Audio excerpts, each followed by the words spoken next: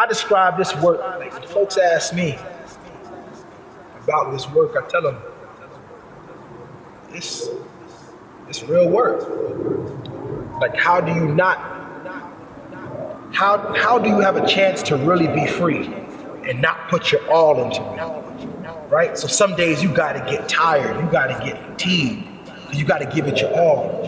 And giving it your all means in the days that you can't necessarily quantify how you're building hope, you need to at least be trying to quantify as many times as you disrupt hopelessness. You have to disrupt hopelessness at every angle. Do it creative, do it through the arts, do it through the lesson, do it through gardening, do it through nature, do it through rhyme, do it however you can, but disrupt hopelessness. So one of the things I do, I just always speak to the power that's within them, the power of their imagination.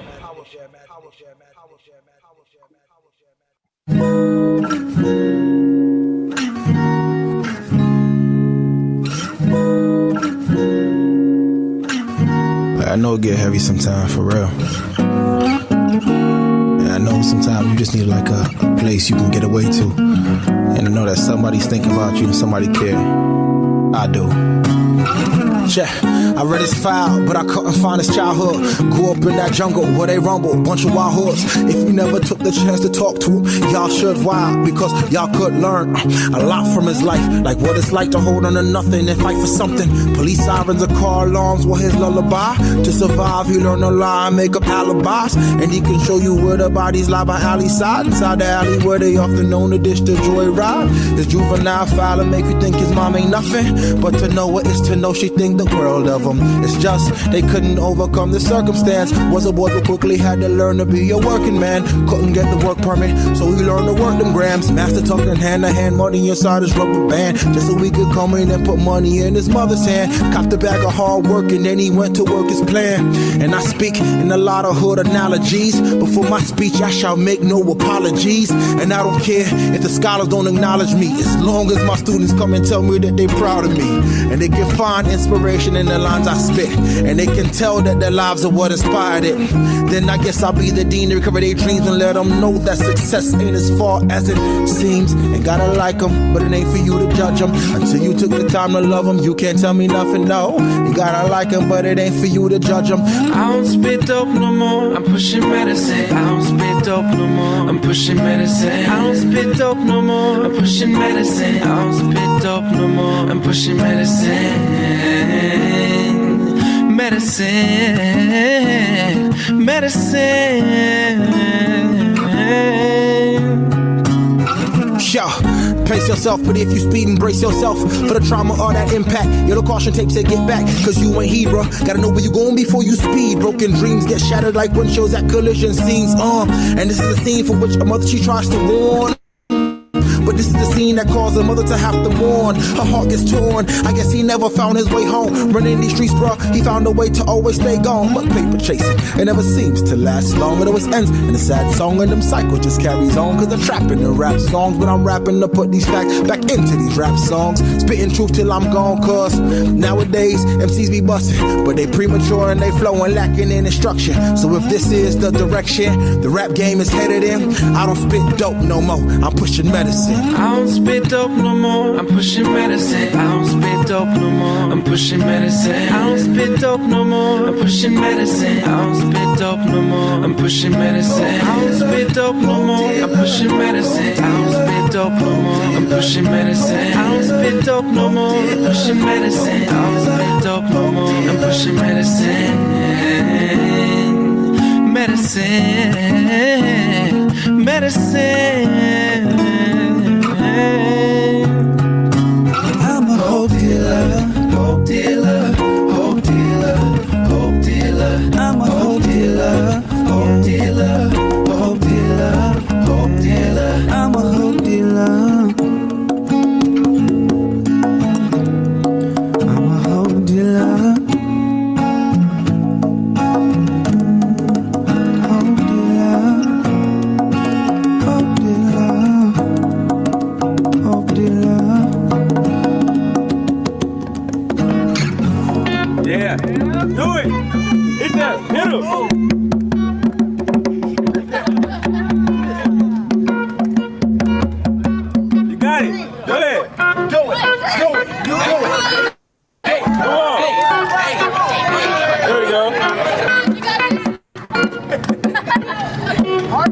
You got it, come on. There you go.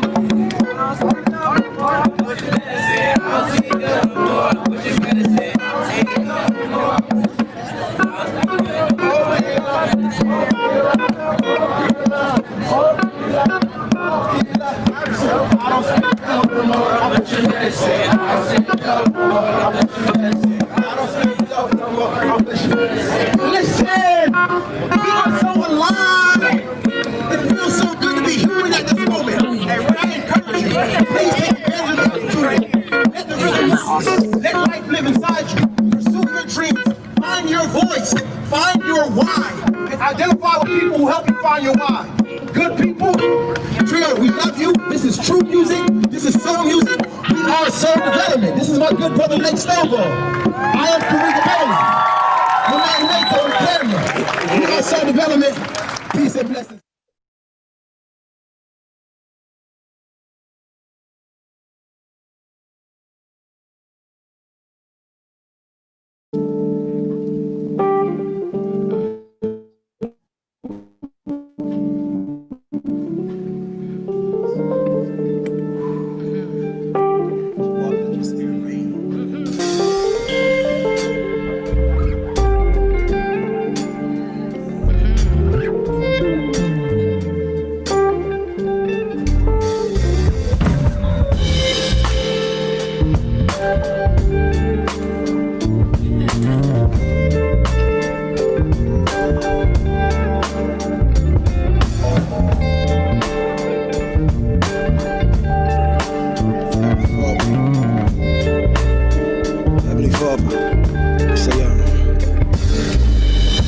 Sometimes I feel the darkness all around me. I feel like my inner light is just drowning, but I give thanks to God that His light has found me. In all the darkness I feel stay far from around me, cause even in the tunnel, man, you still see the light. And in the toughest struggle, man, you still have to fight. And when them do you wrong, man, you still treat them right, despite the fact that they can't see the light. See, I do this for my children who were products of condition, until the day they realize they products of God's vision. The one who watched their papa cook product up in the kitchen, so when the system came to get them, took the family and split them. I do this for my students who find it hard to dream, but I'm also here to tell them it ain't as hard as it seems. Cause in the darkest hour, the stars are beautiful things if you follow closely enough. Cause it can be a dark world sometimes. Don't be afraid to be a source of light. It can be a dark world sometimes. Don't be afraid to be a source of light. Don't ever be afraid for you to let your light shine. You were sent to use your talents as blessings to mankind. Even in the darkest hour, your purpose is still divine. And can't nobody take it from you. Your purpose has been assigned. And the force on earth is great as a person pushing to rise. The truth can free your mind, even if they feeding you lies. I know it's hard to find the truth when you living a sea of lies, but if you couldn't see the light, you still feel it if you were blind. So in the time, I hope these drums unlock your mind, and maybe they can help you find your getaway. And if you know that what you reap is what you sow, then you believe tomorrow comes your better day. It can be a dark world sometimes. Don't be afraid to be a source of light. It can be a dark world sometimes. Don't be afraid to be a source of light. Listen, I know that life can hit you hard, but you still got some light in you. Besides, the darker times help you to find the light in you. God gives you the struggle so He can enlighten you. Changes the way you see things, because that's what His light will do. Despite the time or two, you knew the rules and choose to break them. Chances you choose to take them, excuses you choose to make them, and yet we still choose to thank Him, because He's the God He's always been. He calls the sun to rise on the holy and those who sin. We all His children, we all carry His light within. Some choose to use it, and some are shy in the sight of men. I choose to use it, inspire and to enlighten men. And if I do it right, they will find the light then. It can be a dark world sometimes. Don't be afraid to be a source of light. It can be a dark world sometimes. Don't be afraid to be a source of light. There are times when you need someone, I will be by your side.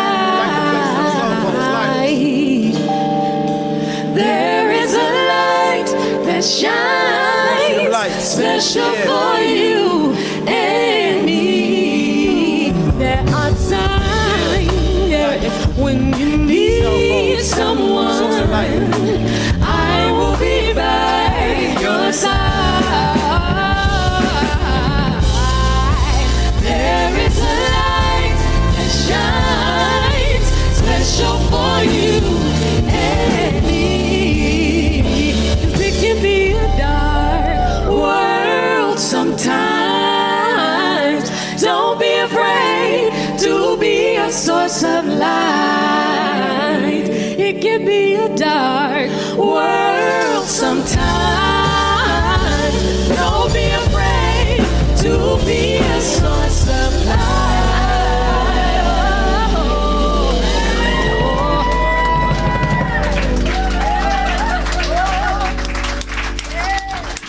Yeah. How y'all feeling? How y'all feeling? Man, Brooklyn, y'all so fucking dope. Yeah. Y'all actually it. Yeah. This is actually it. All right, y'all, we will be starting in about 1 minute. So if you haven't already, please make sure that you use the hashtag T4SJ2020, share the YouTube live stream link with your homies, with your people, and even folks that you may not identify as your people, because everybody needs this medicine. We'll be starting really soon. Thank y'all for your patience. We are grassroots, y'all.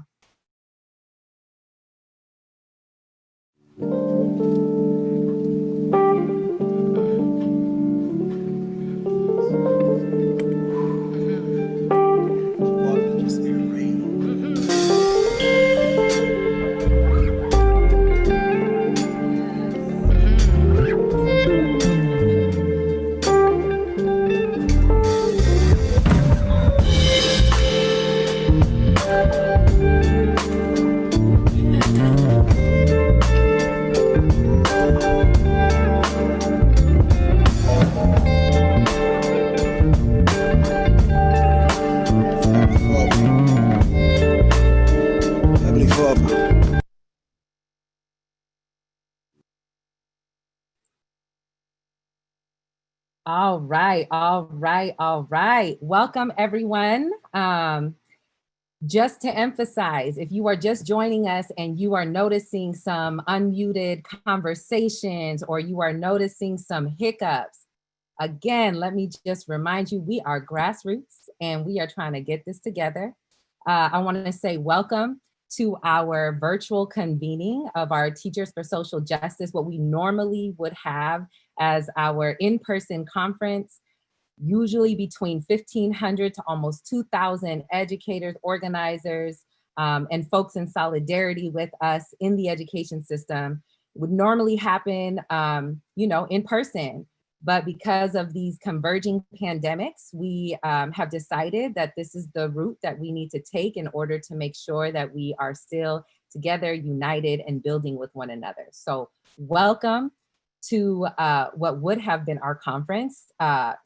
Us on the core call it our non-frince. And so hopefully that you could take something away from this experience. There is a QR code in the corner of my screen. And in that corner, you just get your camera, open up your camera cell phone and just hold it over that QR code. It will actually take you to the program for this non-frince, for our virtual convening. So I'll give you a second to take a picture of that code. And I also want to just prepare you ahead of time that there will be quite a few QR codes. So you'll have some tabs open in your phone. If you are not able to access these QR codes, and actually speaking of access, I realize I need to turn my captions on as well. There we go, access. If you are not able to access that QR code, don't worry, all links that are shared today will be available on our website also. All right. I also want to take this moment to remind you that this is just one of a 3-part series of virtual events and non-frince events that we're having. So save the date, share with your peoples. November 14th from 2 p.m. to 4 p.m. Pacific Standard Time, we'll be having an event, Unsettling Settler Colonialism. And then a month later, December 12th, we'll be having another event, Another World is Possible. So save the dates. If you haven't already registered, you can go to our website, www.t4sj.org. And actually, let me back up. I probably should introduce myself. Hey, y'all, how's it going? My name is Dr. Farima Khorshid. I have been with T4SJ for almost a decade now. I am a core organizer with the Teachers for Social Justice. I am also a board member for the Education for Liberation Network, as well as the Abolitionist Teaching Network, as well as Quetzal Education Consulting and Abundant Beginnings. And I'm a professor at the University of San Francisco. And so with all of those roles, I just want to name that the way I came to T4SJ was specifically because I was operating in educational spaces that were apolitical, ahistorical, and were actually really harmful for my own mental health and well-being, which led me to find this incredible organization, Grassroots, that is organized and led by full-time working folks, family members, parents, that do this as a labor of love. And so, hey y'all, it's great to virtually share space with you. I wanna let folks know in terms of accessibility, here at T4SJ, we are doing the best that we can to continue learning and doing better in terms of accessibility. So for us, access is not just about logistics. It is integral to love and liberation, to building movement that represents folks we want in leadership, with disability justice being central to this. We are still growing in this regard and have so much more growth to do, but we do want to give a shout out to our two ASL interpreters today, Amber Burley and Valerie McMillian. We will strive to make sure the interpreters are always spotlighted on your screen during the session. And if you are accessing this on Zoom today, during screen sharing, if your window is in full screen mode, you can enlarge the interpreter's window by dragging its corner. If you have access or other tech issues, the Q&A button is reserved for accessibility and tech issues only. Today, please use the Q&A for these purposes only. You can use the chat function for anything else, all right? All right. With that said, normally when we are in a in-person space at T4SJ, we do have some space-keeping community agreements. Since we are here virtually, we still need to make sure that we are thinking about how we show up with one another. And so with that said, as this event progresses today, be aware of your relative power and privilege in the world and in this space, always reflecting on intersectionality. Chat mindfully. So what does that mean? Usually on live chats, there are many folks chatting, which can be beautiful and wonderful, and sometimes it can be obnoxious. Why? Well, you want to think about what is your purpose in sharing resources? Are you building connections with folks? This kind of stuff is wonderful and we appreciate that, right? But you want to also monitor your space taking in the chat. So cis-splaining, hetero-splaining, etc. This is what we mean by being mindful of how you show up. And again, use the Q&A function for access and tech issues, but use the chat function for all other things that we do. We also want to make sure that we honor the land that we're coming from and standing on and occupying. So the Teachers for Social Justice core organizers do this work either in what many call San Francisco, which is stolen, occupied, unceded Ramaytush Ohlone lands, and what many call the East Bay, the Chochenyo Ohlone lands. And the theft of this land from Ohlone people is part of an ongoing genocide taking place for centuries. These words are to acknowledge and express gratitude for the Ohlone people who have been living on and working this land for centuries. We know that our work must go beyond words and to stand with Ohlone people and all other First Nations working to protect their land and culture. We recognize the enduring relationship that exists between Indigenous people and their traditional territories. We also recognize that Ohlone people and many other urban or rural Native communities are alive and thriving today. So our work must include their voices and wisdom in our classrooms and schools. Our solidarity must also extend beyond an acknowledgement and toward action. So what do we mean by this?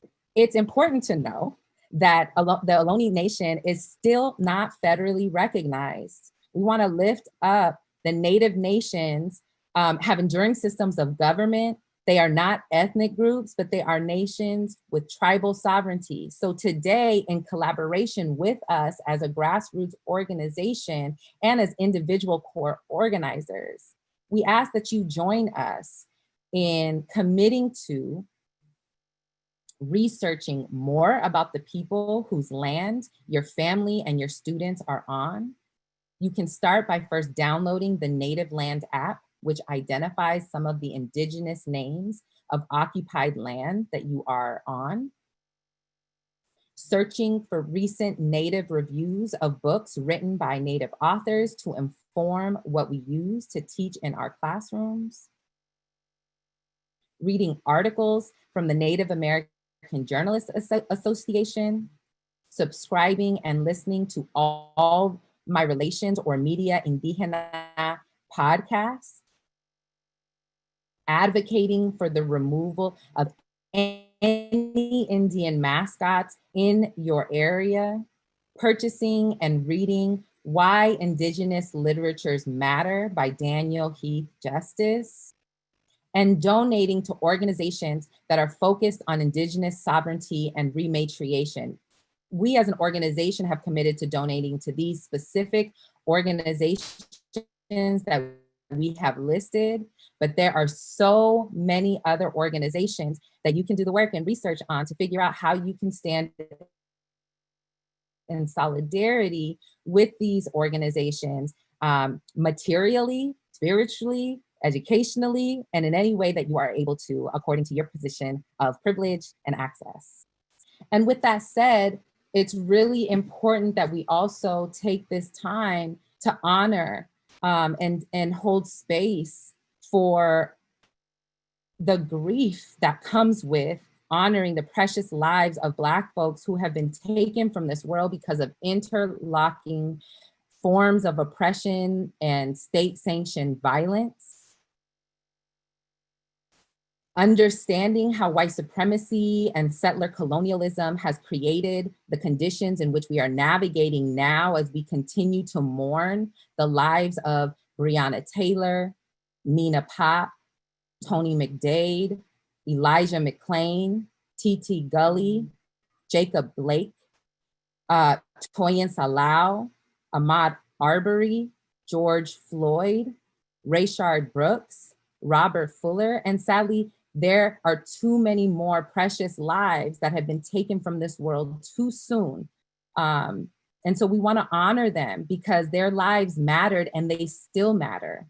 And so as we move through this event today, I want us to really think about, hold space for what it means for us to be navigating this moment as we continue to grieve the losses of Black lives and as we continue to honor, uplift, the Black lives that continue to make this world as beautiful and as wonderful as they do.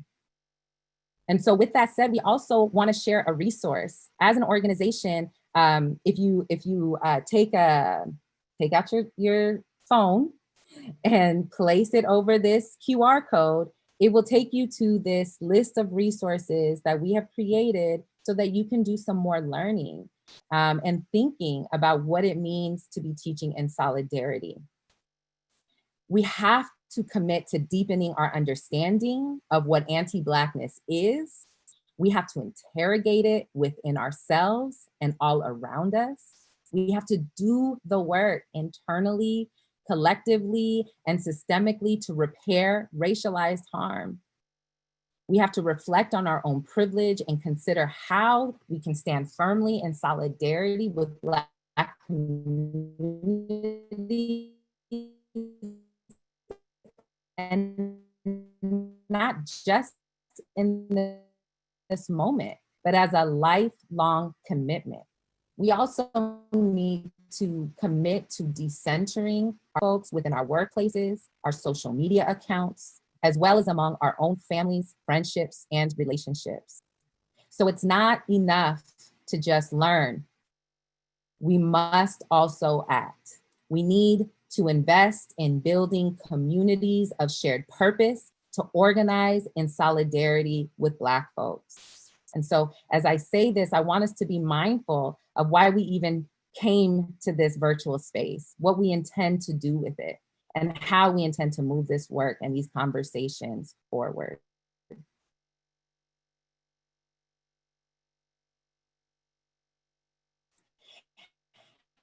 I'm gonna also just put it out there like because we are grassroots. There we go. I was like, hold on, my head is supposed to be bobbing here. I made sure to make it bob.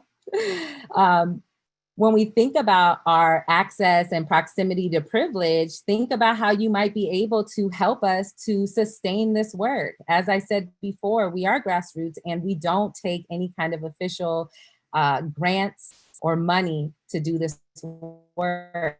It's all donations based. So whether it's $1, $5, anything you have matters to the work that we're trying to move forward. We want to pay our interpreters. We want to be able to pay our panelists. None of us as organizers get paid a dime for the work that we do because we believe it is our duty in terms of solidarity to do this work. But the people that we do ask to support us and in uplifting their voices, we want to make sure that we support them materially.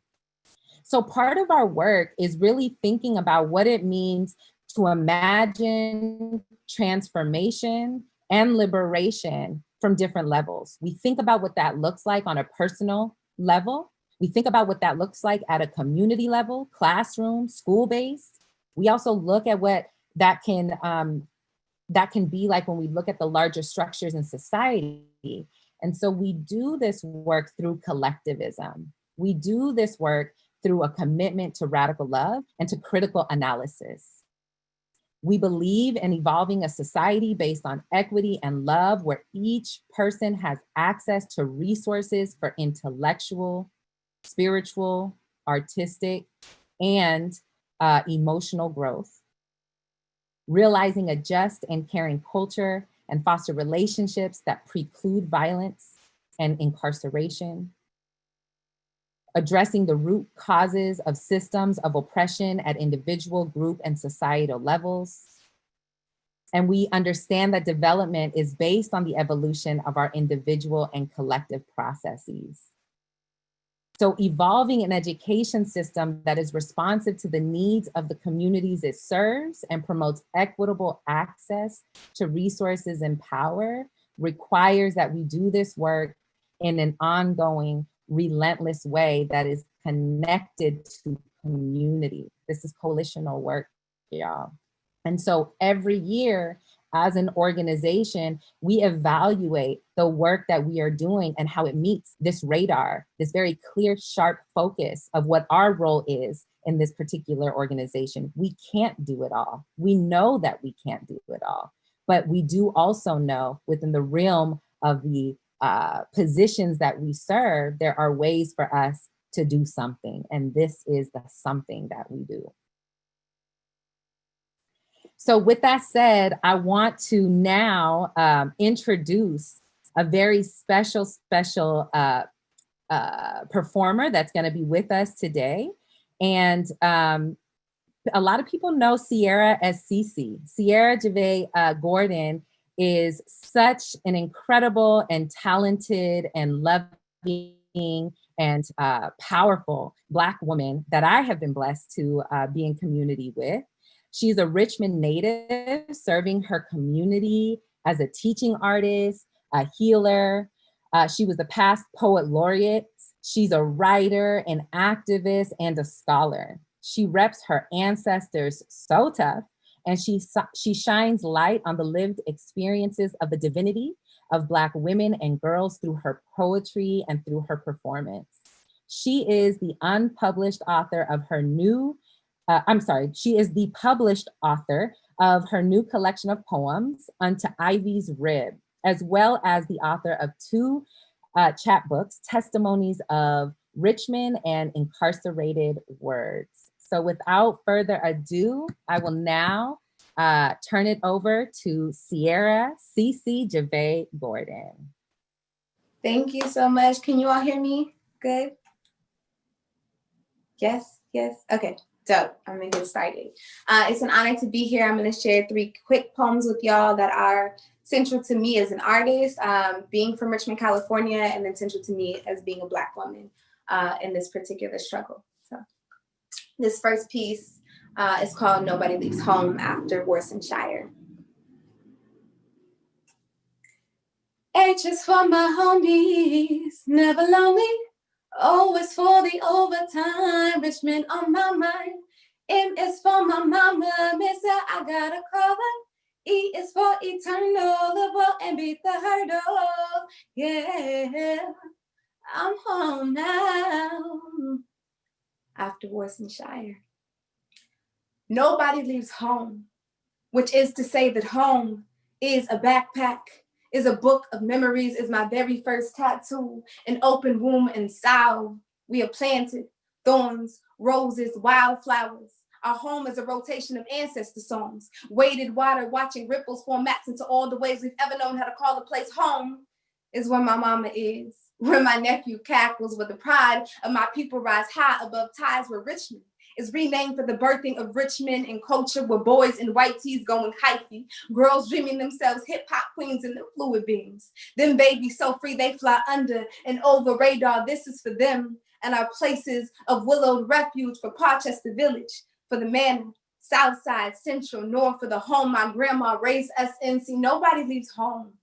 Home is in the body, is not a place, but a state of existence. It is the womb spun out of prayer and oceanic bone. It is the soft cry of grown men. It is the grit of grandmothers, a crown haloed over Black girls, their smile and laughter as the new rainbow, a new covenant between us and home. Ashe. This next piece that I will share with y'all is called I Be Black. Ain't gonna let nobody turn me around, turn me around, turn me around. Ain't gonna let nobody turn me around. I gotta keep on walking, keep on talking. I'm building a brand new world. So will you join me? Will you join me? Will you join me? I'm building a brand new world.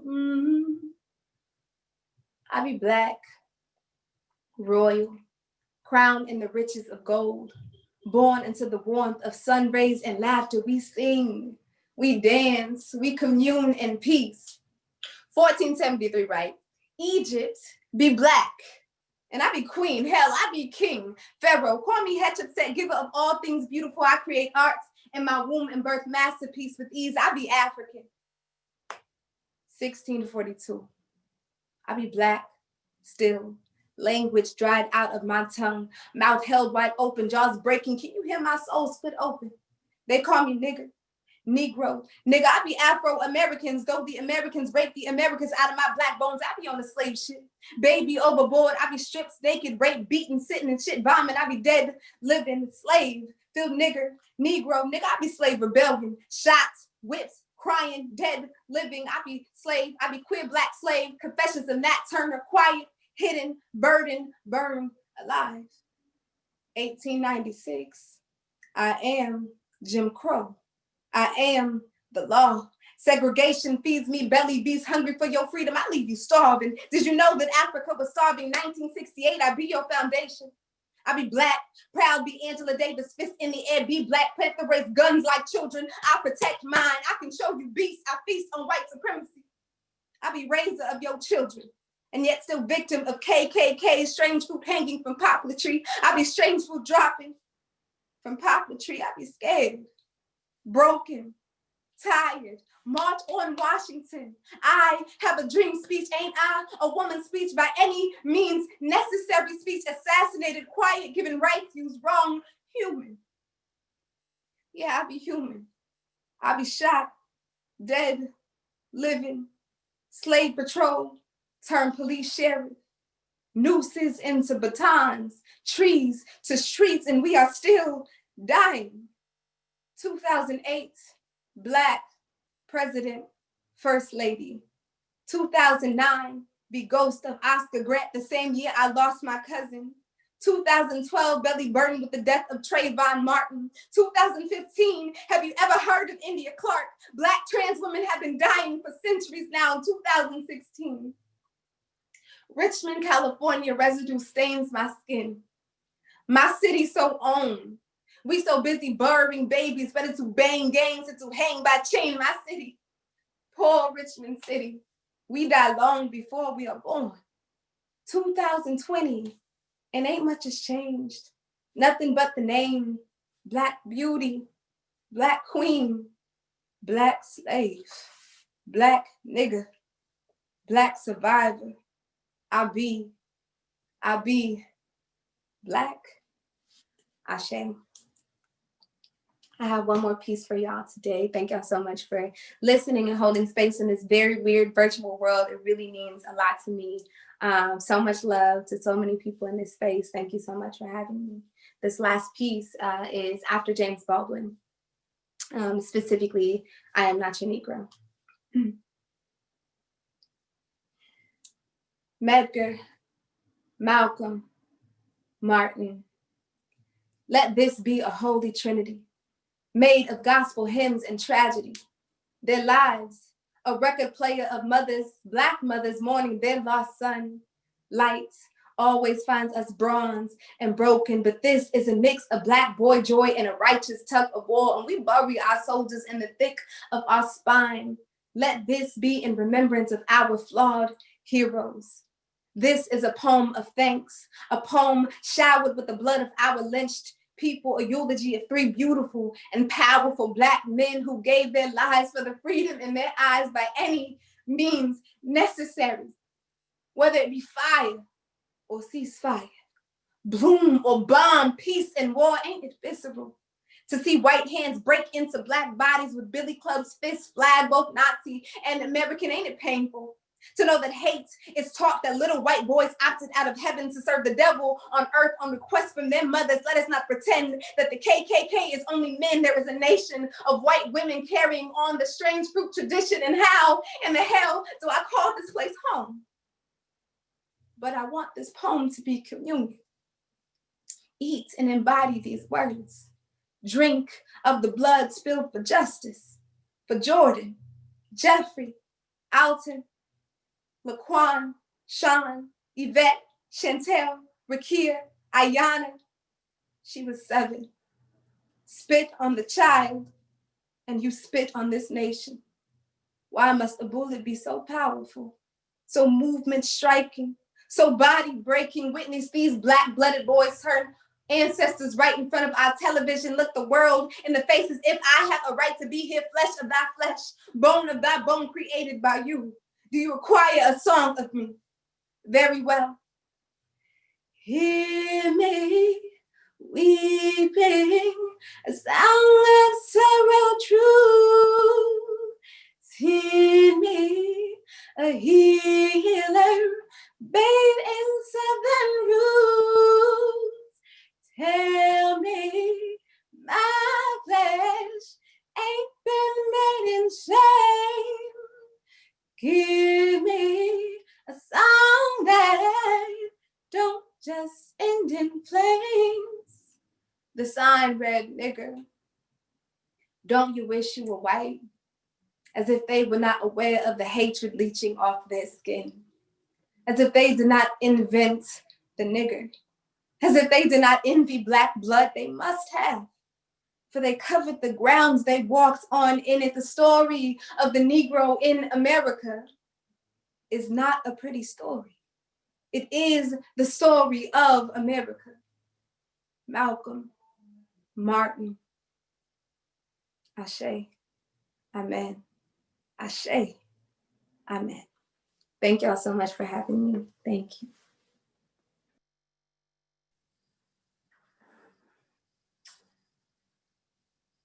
Thank you so much for that, Cece. That was beautiful. So hey, y'all. I just want to introduce myself. So I'll be the panel moderator, and you'll be seeing me along with Farima. So my name is Dr. Chela Maisha Delgado, and I am a mixed Black teacher and mom in Oakland. I was born and raised here, so I am an OUSD alum, parent, and teacher. I've been teaching for over 15 years. I've been part of the Teachers for Social Justice Corps for over 10 years. And I am committed to liberatory education. And I am excited to be the person who gets to talk to you a little bit about our panelists today and our framing for the questions that we've come up with. Fadi, would you mind screen sharing just so we can talk a little bit about abolitionism?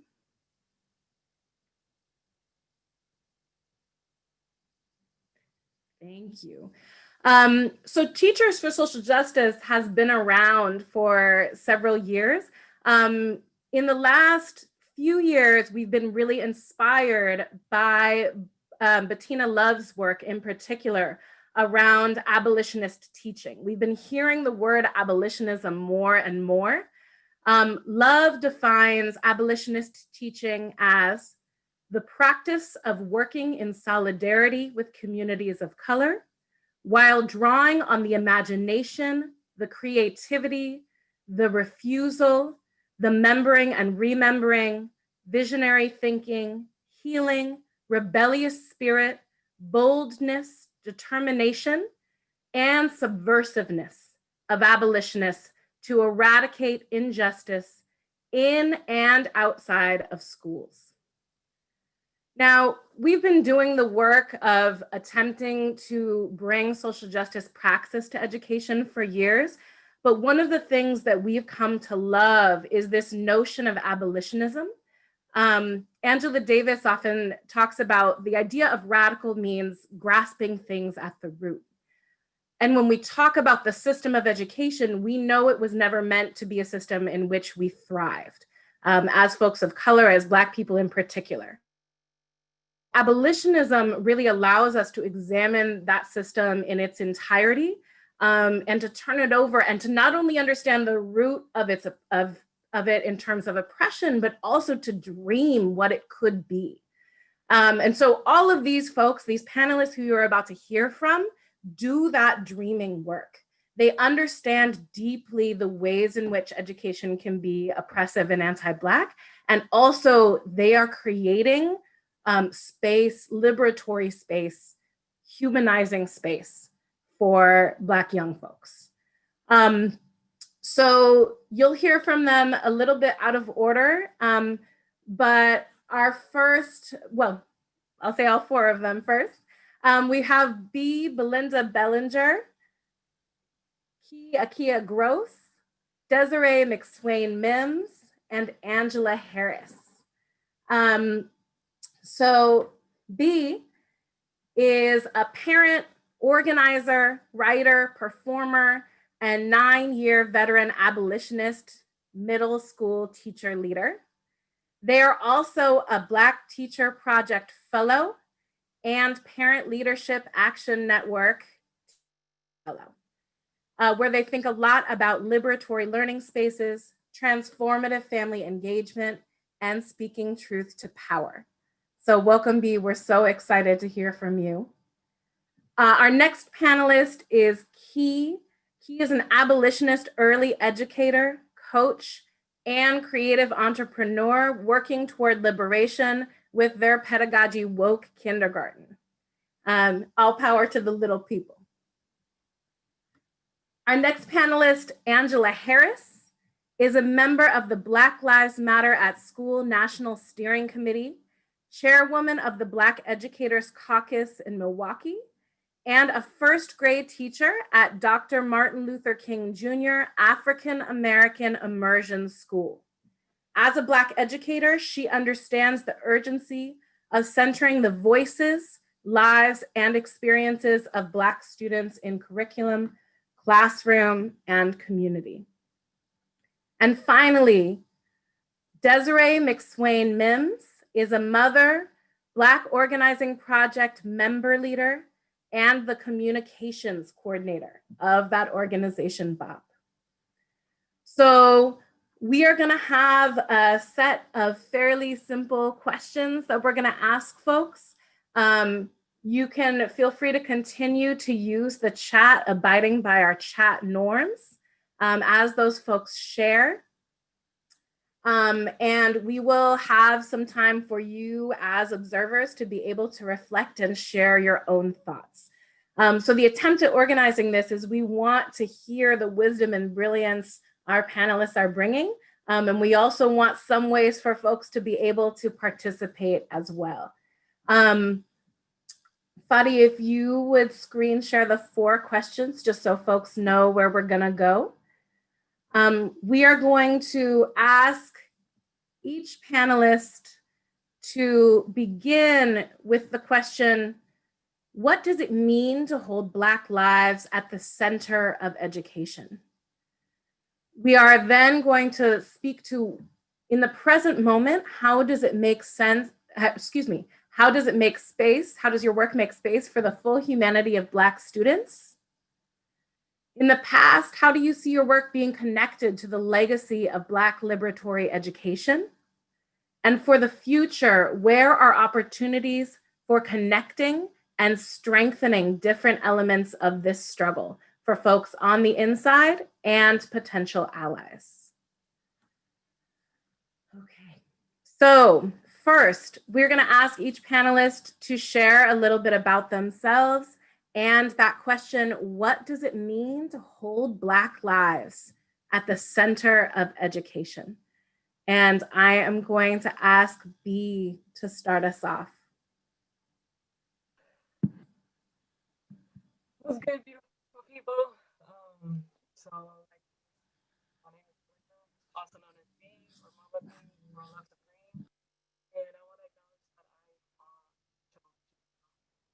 I'm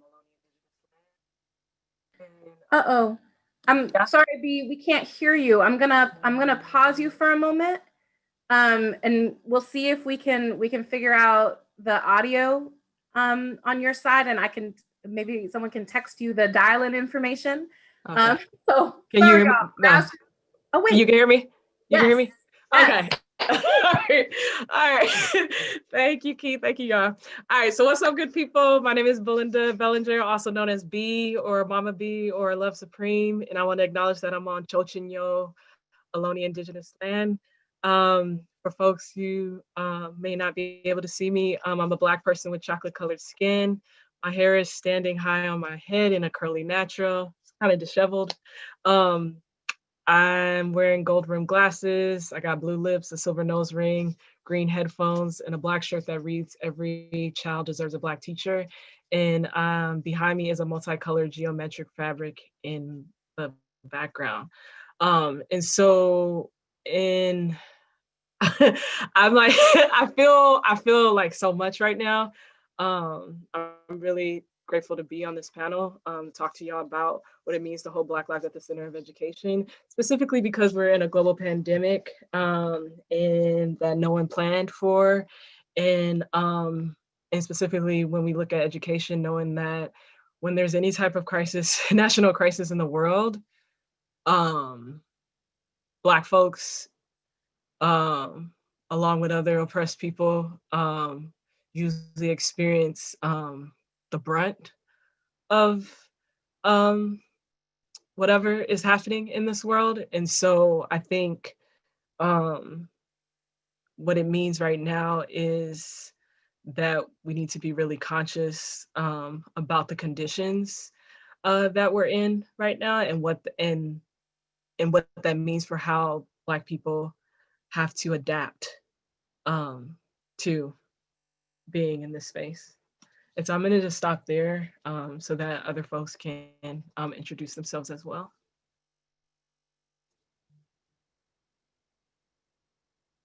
Thank you so much. Can we hear from Angela? Good afternoon, everybody. My name is Angela Harris.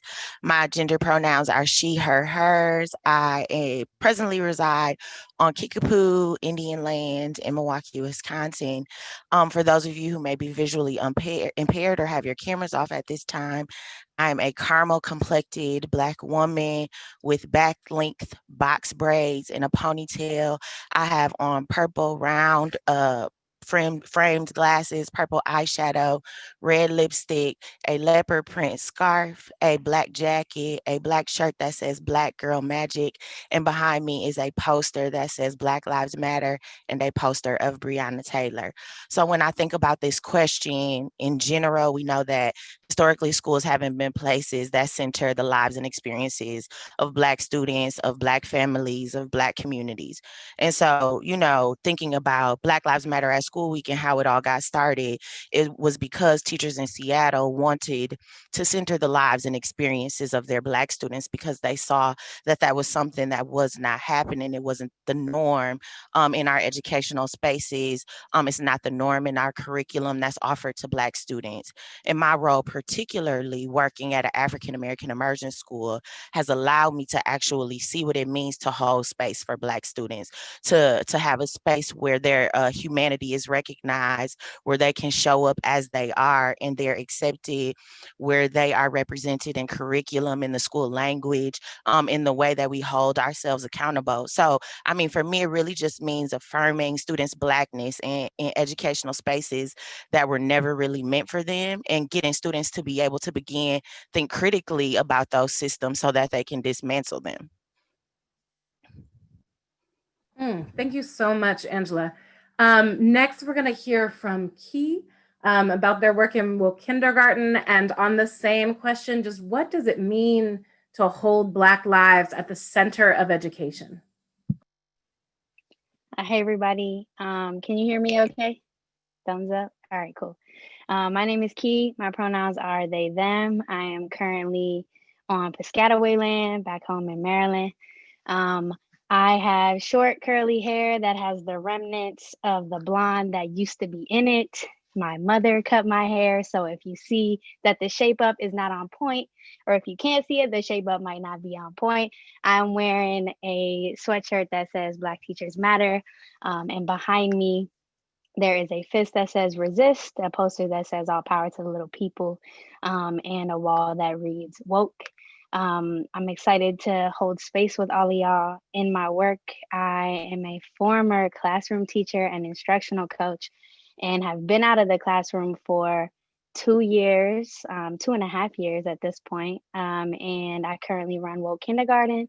And I'm also the coaching manager for an education and we invest in education entrepreneurs, an organization called 4.0 Schools.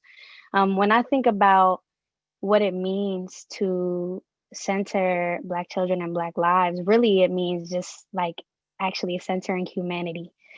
Because if you think about how dehumanized Black and Indigenous folks are, and just especially the fact that our babies at such a young age, having worked in early childhood my entire career, at such a young age, kids are so dehumanized, and are viewed not only as in a way they're adultified, but also viewed as less than human. And so for me, it really means centering humanity, and that's for all people, for all children, right? Not just for Black children. Like, this means centering humanity for all people.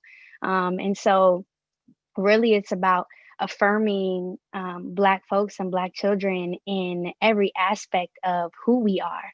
And that means, our flaws, and understanding that we also need to put our own humanity at the center and work on, like, forgiving one another, putting that forgiveness there, having mutual respect for children. That is a big deal.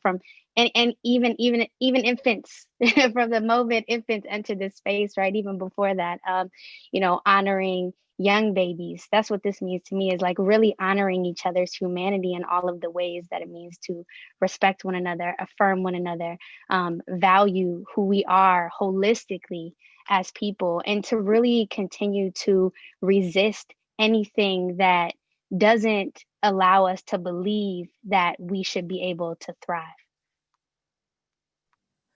Thank you. I love how you put that.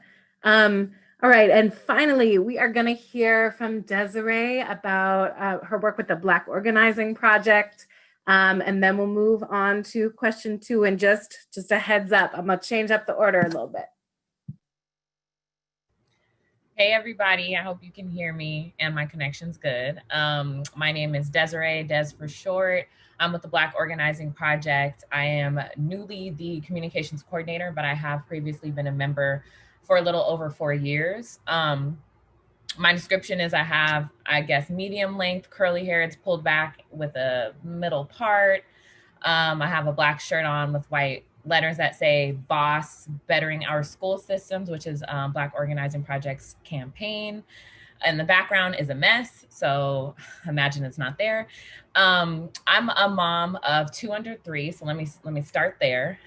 But additionally, I am a formerly impacted student of overcriminalization and school pushout. So I myself have been pushed out of school. I've been expelled, suspended since early elementary school. So I definitely am very much impacted by the anti-Blackness that is rampant on so many school grounds, if not every single school.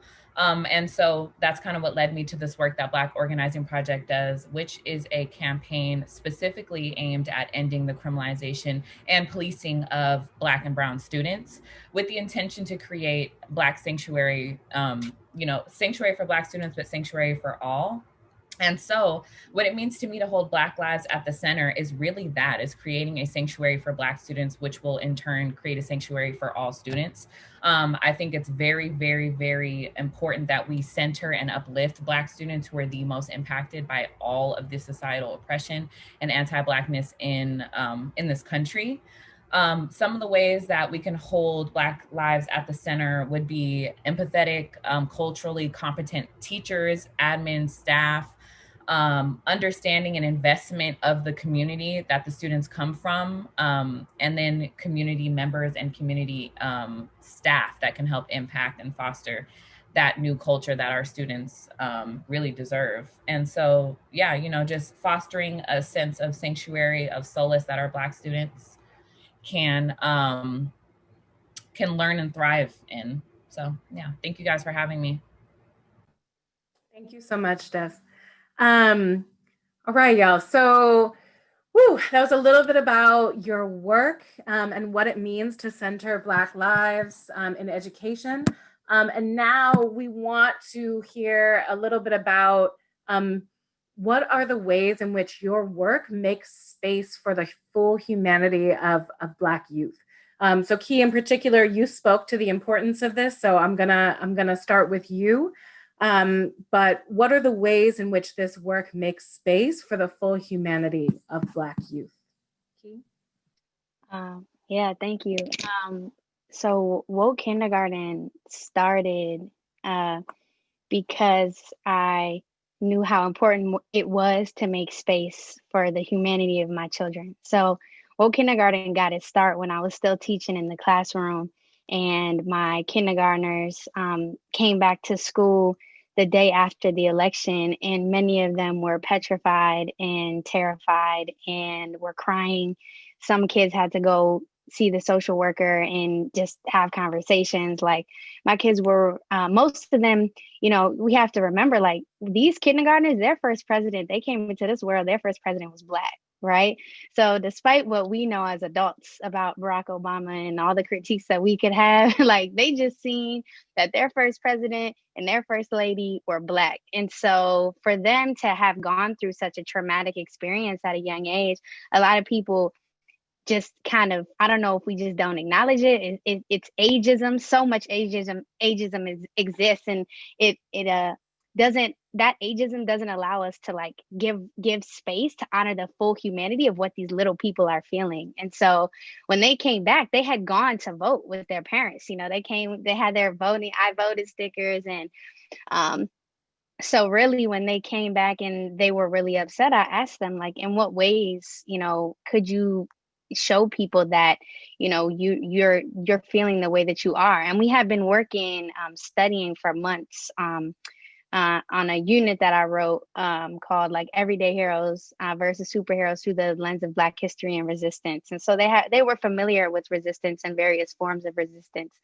And one of my kids raised his hand and he said, we can protest. And so I'm like, okay, Stamp, like, let's go. Like, I have what I need, right? Part of my job in this work, and I think part of our jobs in this work is to really, one, be conduits, but also be able to be resourceful enough to provide kids what they need to express themselves and express their full range of humanity. And so, I got the cardstock, we got everything, and all I did was give them the materials, and I promise you, like, they just started making these incredible signs. So I'm like, okay, I'm over here helping some kids put, tape on the back with the popsicle sticks, and next thing I know, I'm looking around, and I got a whole bunch of kids walking in a circle talking about some, no Donald Trump, no Donald Trump. I did not start that. And so that's really where it came from, right?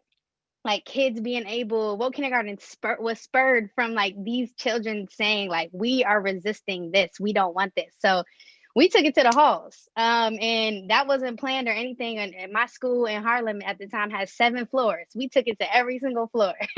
People were coming out of their classrooms, and that was the point. Like there was just space for kids to be upset. There was space for them to be angry, and so that's really how Woke Kindergarten got its start. And so for me, when I think about my work in general, like, or well, actually specific to Woke Kindergarten. To me, I always say that it's not only like my own healing in practice and in praxis, but like, what do I need to do to be able to heal my inner child, to be able to do this healing work? So much of it is really introspective. And in that way, I can create space to really honor kids' full humanity. And what that means is like, I find that if I'm creating a woke read aloud or something, I'm talking specifically to Black children. Like I will watch my read alouds back and just like, that is my normal. My normal is that I'm talking and centering specific, like I'm talking to Black children, any type of references I make are references to Black life, right? To Black experience. And so that's really what it means, because that's outside the norm. It also means like telling the truth, being completely raw, real, and honest about what's happening, but doing so in a way that allows Black children in particular to still be children and like preserve who they are, because our kids don't get to be kids. Often they don't get to be kids. And so one of the main tenets of how I think this work really flows for me is I really want to create space for Black children to imagine possible futures as their present realities, right? So like if I'm creating something, right? Like if I'm creating like a woke wondering and I'm asking a question, I'm framing the question in a way where kids can envision a possible future, right? As their current reality. So there's no real space to push back on whether or not something is possible. I'm thinking about what I can do now, what things I can create now. And so much of kind of, you know, honoring Black children's humanity is honoring the fact that, like, we're creative. Black children are creative, right? Like, we are a creative people. And so if there's something that doesn't exist, I want kids to know that they can create it and they can make it. It's too often schooling in the way that it indoctrinates children is that there's no space to imagine. There's no space to freedom dream. There's no space to really understand, like, I can create this thing. And so a lot of that, a lot of the work really comes from that space. Like, if I model me being able to create and make these connections, my hope is that kids will be able to as well. And then a huge part of my work is really, I want kids to understand, like, I want Black children to understand that they deserve to feel safe. They deserve to feel comfortable. They deserve to feel joyful. They deserve to thrive ultimately. And we so much of how we exist often is in this realm of survival.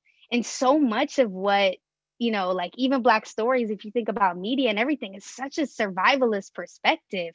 There's no real space to be like, oh, I'm thriving. What does that feel like and look like? And so, you know, I create texts that are like, this is like, I deserve to feel safe. I deserve to feel comfortable. And that's really where I want kids to kind of ground themselves in this work, is like, for us as adults, we need to understand that there are parts of ourselves that we need to heal to be able to do this healing work.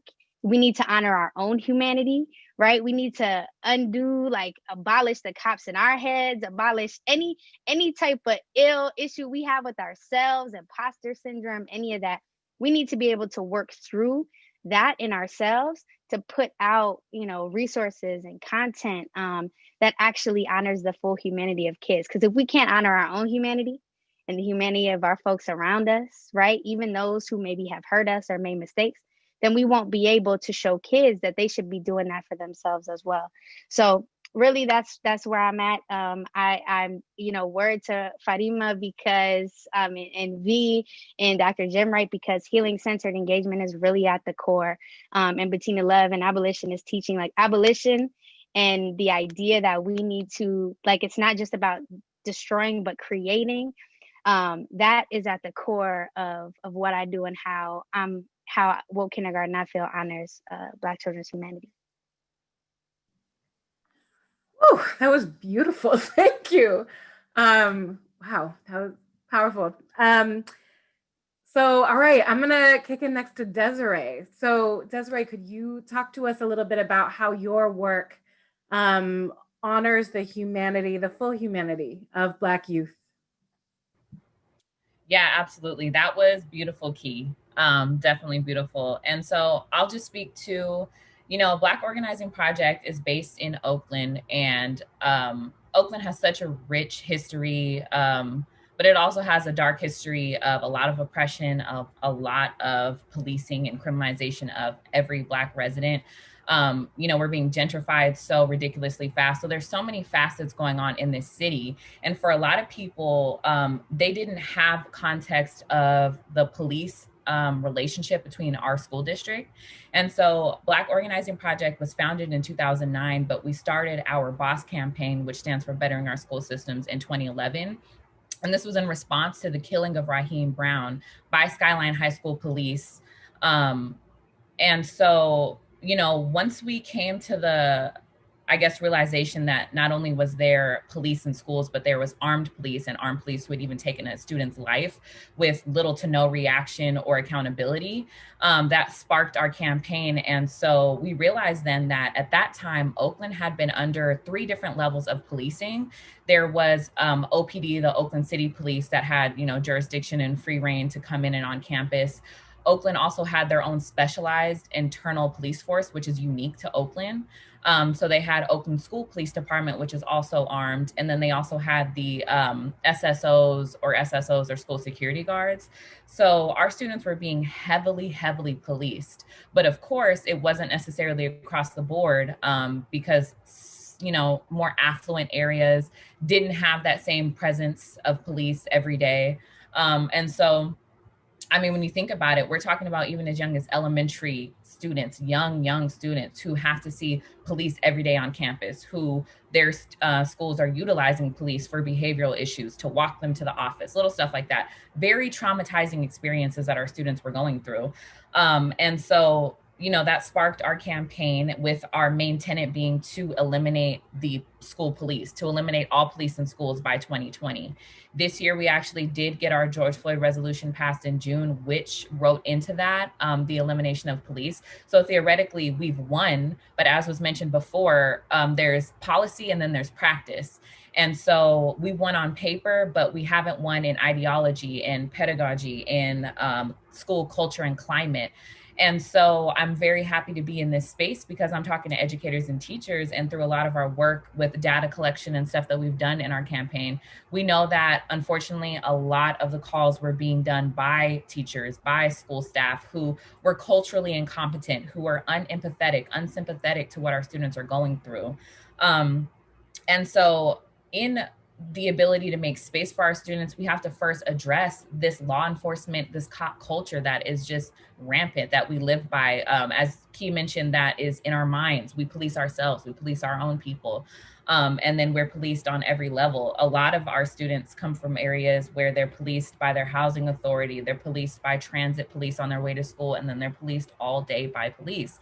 So, you know, to be able to make space for that, we have to completely eradicate the space that is being taken up by police.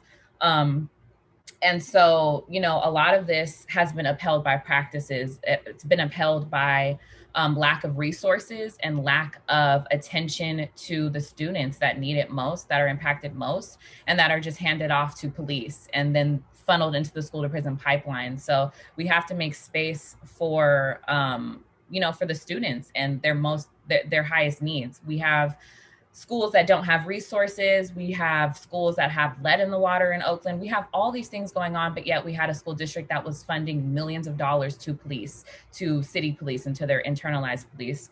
And so ultimately, we just take a strong stance. Like, we can't even get into some of the reimagining, some of the more beautiful, colorful work until we look at, you know, the beast that's really in front of us, which is the police and the relationship between police. And so once we successfully do that, then I feel like we can really look at reimagining safety, reimagining what schools look like. They look like prisons, they operate like prisons. You know, we can really be dramatic and radical in our reimagining. And so we really just really push us as a larger community to really leave behind these punitive practices and these punitive ideologies that have been upholding these oppressive systems for so long and robbing our children of the experiences that they should have on school campus. Thank you so much, Desiree. And you know, that campaign was so powerful. As a teacher in Oakland, it was something that folks got really excited about. And yes, you're absolutely right that we need to now really do the work to make it a reality. But I love the scope of this, the scope of thinking about the physical presence of police in schools and policing of our young Black folks, and the idea of space to freedom dream for kindergartners. Thank you. Y'all are bringing so many points together. So I want to hear next from Angela, please, about your work, Angela, and how it makes space for the full humanity of Black youth, please. So I mentioned this earlier when I was talking, the Black Lives Matter at School campaign. How it actually got started was one day in Seattle at John Muir Middle School. Educators wanted to take one day where they centered the humanity of their Black students. And in them taking that ownership and trying to have one day where they centered the lives of their Black students, someone actually called in a bomb threat to the school to prevent that from happening. And so that canceled that day's events. But what it really did was actually ignited a flame within the educators in Seattle. So 3,000 educators ended up participating in this one day of action, which was only actually meant for one middle school. And then you fast forward to 2017, we had Philadelphia pick up the ball and run with it, and not only do one day, but created a week's worth of community actions, created a curriculum that was aligned to content standards, and uploaded it in a Google Drive so it was accessible to educators, so educators could begin to address those pedagogical issues that were showing up in their classroom spaces. And so now we fast forward to the work that we're doing now. We wanted to take the week of action and move it from beyond just a week of action and folks just wearing t-shirts for 1 week and highlighting their Black students for 1 week to a year of purpose. And one of the self-reflection questions that we ask in the year of purpose is particularly about the ways that teachers are erasing the humanities of their students in their classroom. I think Key brought it up when she was talking, like I had to write this down for myself. How do I deal with the way my humanity was stolen in my educational experiences so I can then address it for my students, right? And so when we think about, our practices that erase the history of our students and prevent them from bringing their full selves to our classroom environments, how do we address that?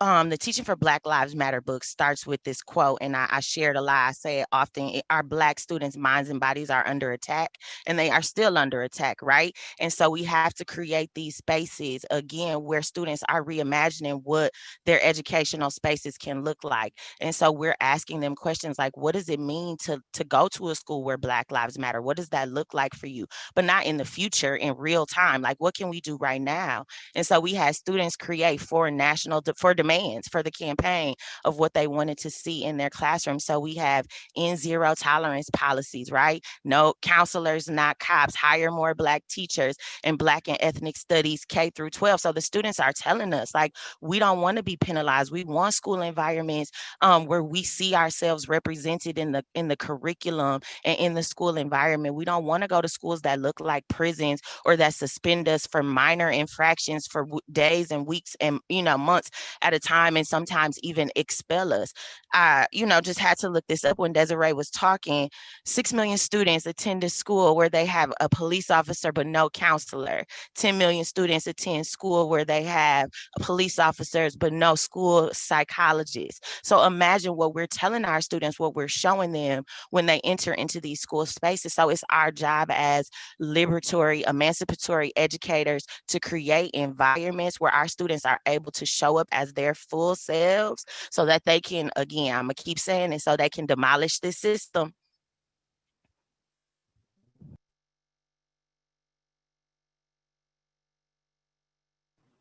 Thank you.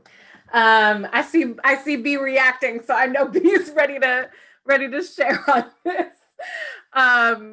Thank you, Angela, for talking about that powerful national work. Just anyway, the idea of bringing all of those different cities together is like, anyway, it's exciting.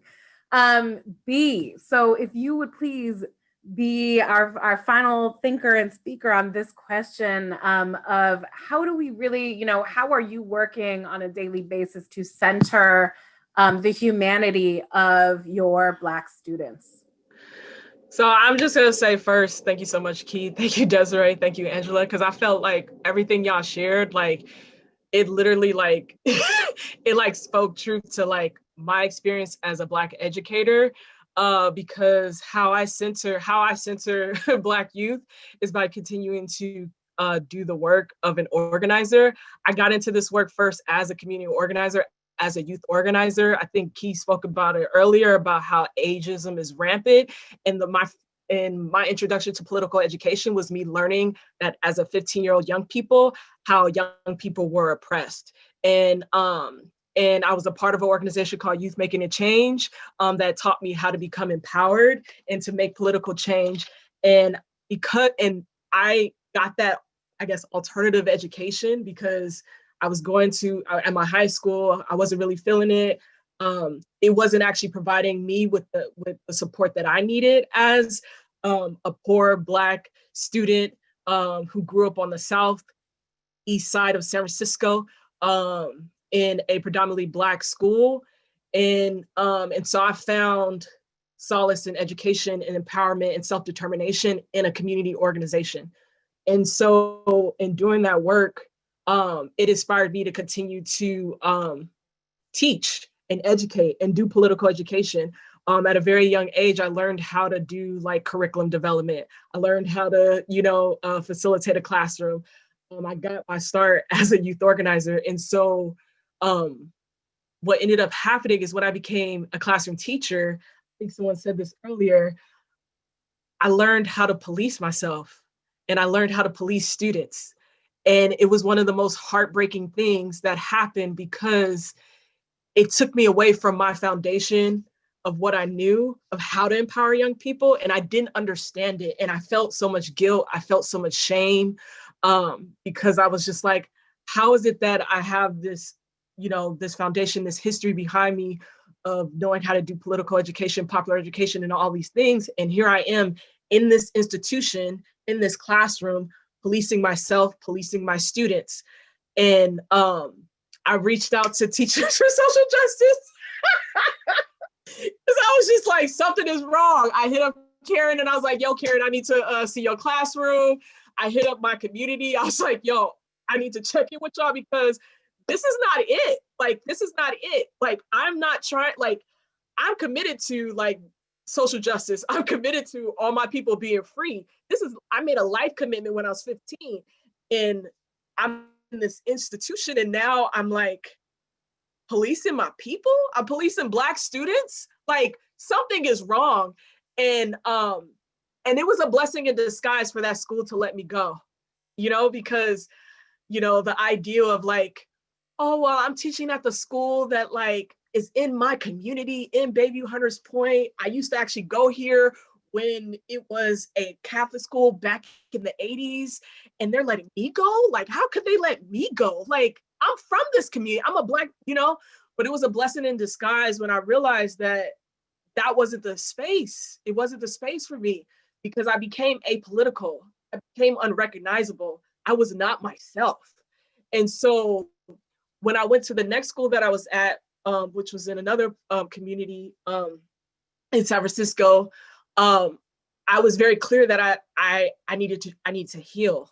Like, I needed to heal from that experience. And I needed to work through the imposter syndrome, the shame, the guilt, everything that, came up for me in showing up in that way. And while I was, and another thing I did is I asked for a mentor, because I was just like, I need somebody who understands what I'm going through right now. I need somebody who is Black, who is queer identified, and who understands the legacy that like I'm a part of. And my ancestors brought a mentor to me, and they brought somebody to me that actually was somebody I had already known during a time when I couldn't receive from them because I was so traumatized and I was in survival mode as a young teen. And that person was Dr. Misha Mosley. And so it was literally I believe it was my third year of teaching, where I could see myself beginning to burn out. Like, I could see the future. I have the gift of sight through dreaming. And so I could see like what was in front of me. And I was like, if something doesn't happen, something doesn't change, if I don't do something differently or practice in a different way, like, then I will then become bitter. I will then become burnt out, and I will then leave the work that I'm gifted to do something that is more comfortable, simply because of, the system eating me up, eating me alive. And so Dr. Misha Mosley came, and she was actually coaching with someone else. Like, she was with another organization. Black Teacher Project had not even have been created. And, but she told the principal, like, I will work with y'all as long as I get to coach B. And so in our coaching session, the first thing she asked me was, what was my political project? What am I trying to do as a teacher? And I was just like, I told her, I said, I want to humanize myself to white and Asian students, because Asian Pacific Islander students, because the school that I was teaching at was predominantly Latino, but it was positioned in a neighborhood that was gentrified. It was like in the middle of Mission, Market, Castro, Fillmore, Noe Valley. And so I said, I want to humanize myself, because we already know that majority of like folks that are not Black are not around Black people. And so what they understand about Black people, they get in the media.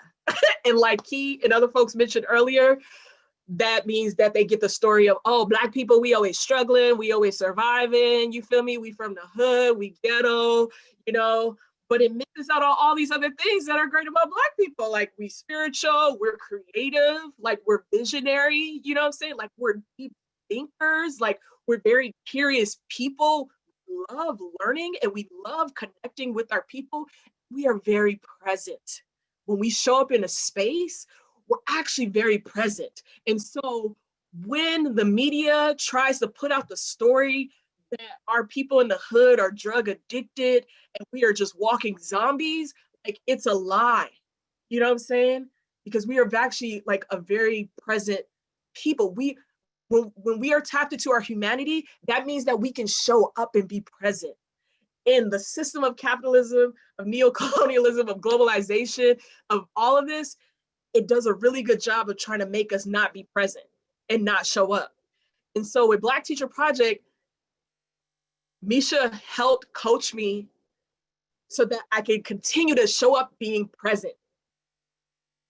And that's how I center the lives of Black children, is by showing up as a human being that is present, a present human being, not a checked out human being, not a human being that needs to be plugged in or tap into something, you know, not a human being that, you know, is out of tune or out of touch with what is happening with me, you know, and that a human being that is aware that everything that I do, the little children are watching me and they're picking up on everything. And they probably know me better than myself when we spend time in that classroom.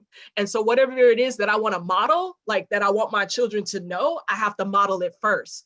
And Black Teacher Project helped not just me, but other teachers learn that it's not enough to just know that, oh, you know, white supremacy, you know, it's the white dominant culture in education, and I'm fighting this, and I'm just tired of all my colleagues, you know, just, you know, talking the talk, you know what I'm saying, but not really doing the work. But that actually Black teachers need to do our own work. And we need to understand like why we show up every day, why we're in the classroom. And we need to also decolonize ourselves. We need to decolonize ourselves so that we're actually able to show up and be present, so that we can be empowered, so that we can show up thriving, like he said earlier. And so that we can know that we are already great. Like when we come into the classroom, like we already know it's gonna be lit. Like it's not something that's like, oh, well, I need another professional development, you know what I'm saying? Because I don't know how to do this thing, you know? And to testify to that, there was actually a situation that happened at my other school where I went through one of the most horrible situations ever dealing with white supremacy with, you know, a coworker, you know, and what happened is that basically I was told to be made really small, you know, and what ended up happening as a result is I was still really great. And my white principal didn't understand and told Misha, how is it that Belinda, who just went through this horrible situation with one of her coworkers, how is it that she's made the highest growth in her classroom in reading with her students? Like, it was almost as if, and then they wanted to study me like an animal, like, let's figure this out so then we can reproduce this in our other teachers. How can she go through some messed up white supremacist stuff, you know what I'm saying, and still get these really great results? And let's figure out how we can reproduce that in the other teachers. And I was just like, no, like, that's not what this is about. I shouldn't be trying to survive in this situation. Like, and so right now with Black Teacher Project, what we're trying to do is now that we've done the work, all the teachers, like we really focus on Black teachers. Like I know folks be like, what about the admin? And what about, you know, the parents? And what about, but we really focus on Black teachers and we do racial affinity professional development.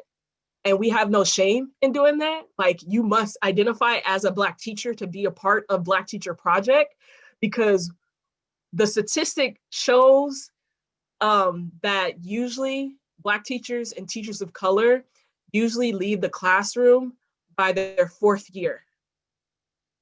And if you are a Black educator or a person of color who is an educator who becomes an administrator, the Black, Indigenous, people of color administrators usually leave their role within 2 years. So that means that basically, and as someone who is now, I'm a 9th year veteran, right? Black educator, I can tell you right now that you're not gonna really have it down until your 5th year. And so if Black educators are leaving the classroom after 2 years, after 3 years, after 4 years, right? Because of burnout, and don't have that support, then that means that Black Teacher Project is necessary. And we don't see ourselves as just like focusing on the wellness, the well-being of teachers, but we're trying to create teachers who are trying to lead from the classroom. We believe in leading from the classroom, because also too, what ends up happening is that you have Black educators who think, well, I can make an impact if I become a principal or if I become a dean. And I even thought that myself. And like, or they'll say, oh, you're such a dope, educator, you should be a principal of a school. But for someone who started out as a youth organizer, the reason why I didn't ever want to be a director of an organization or principal or anything is because I believe in staying connected to the people, right? And helping to develop the leadership of the people. So the people I'm trying to develop as leaders is young people. And I believe I can't do that as a principal. I can't do that as a dean. Like, that's taking me away from the young people who need to see somebody who believes in them, believes in their humanity, and is going to continue to model that day in and day out, regardless of if they got to write a claim for an essay, or regardless of if they need to know how to put a period at the end of a sentence, or regardless of if they need to have made sure that they read 20 minutes every day. And so that's how I center the lives of our Black young people with Black Teacher Project. Yeah, you said so much there. So I just wanna to hold up in the chat so much of what all of you said, but B in particular, that journey that you talked about the shame of being folks who come into the classroom committed to liberatory education and then find ourselves reproducing this system that is the very system that we came in so ready to fight and dismantle. I saw that really, really resonating with folks and popping off for folks.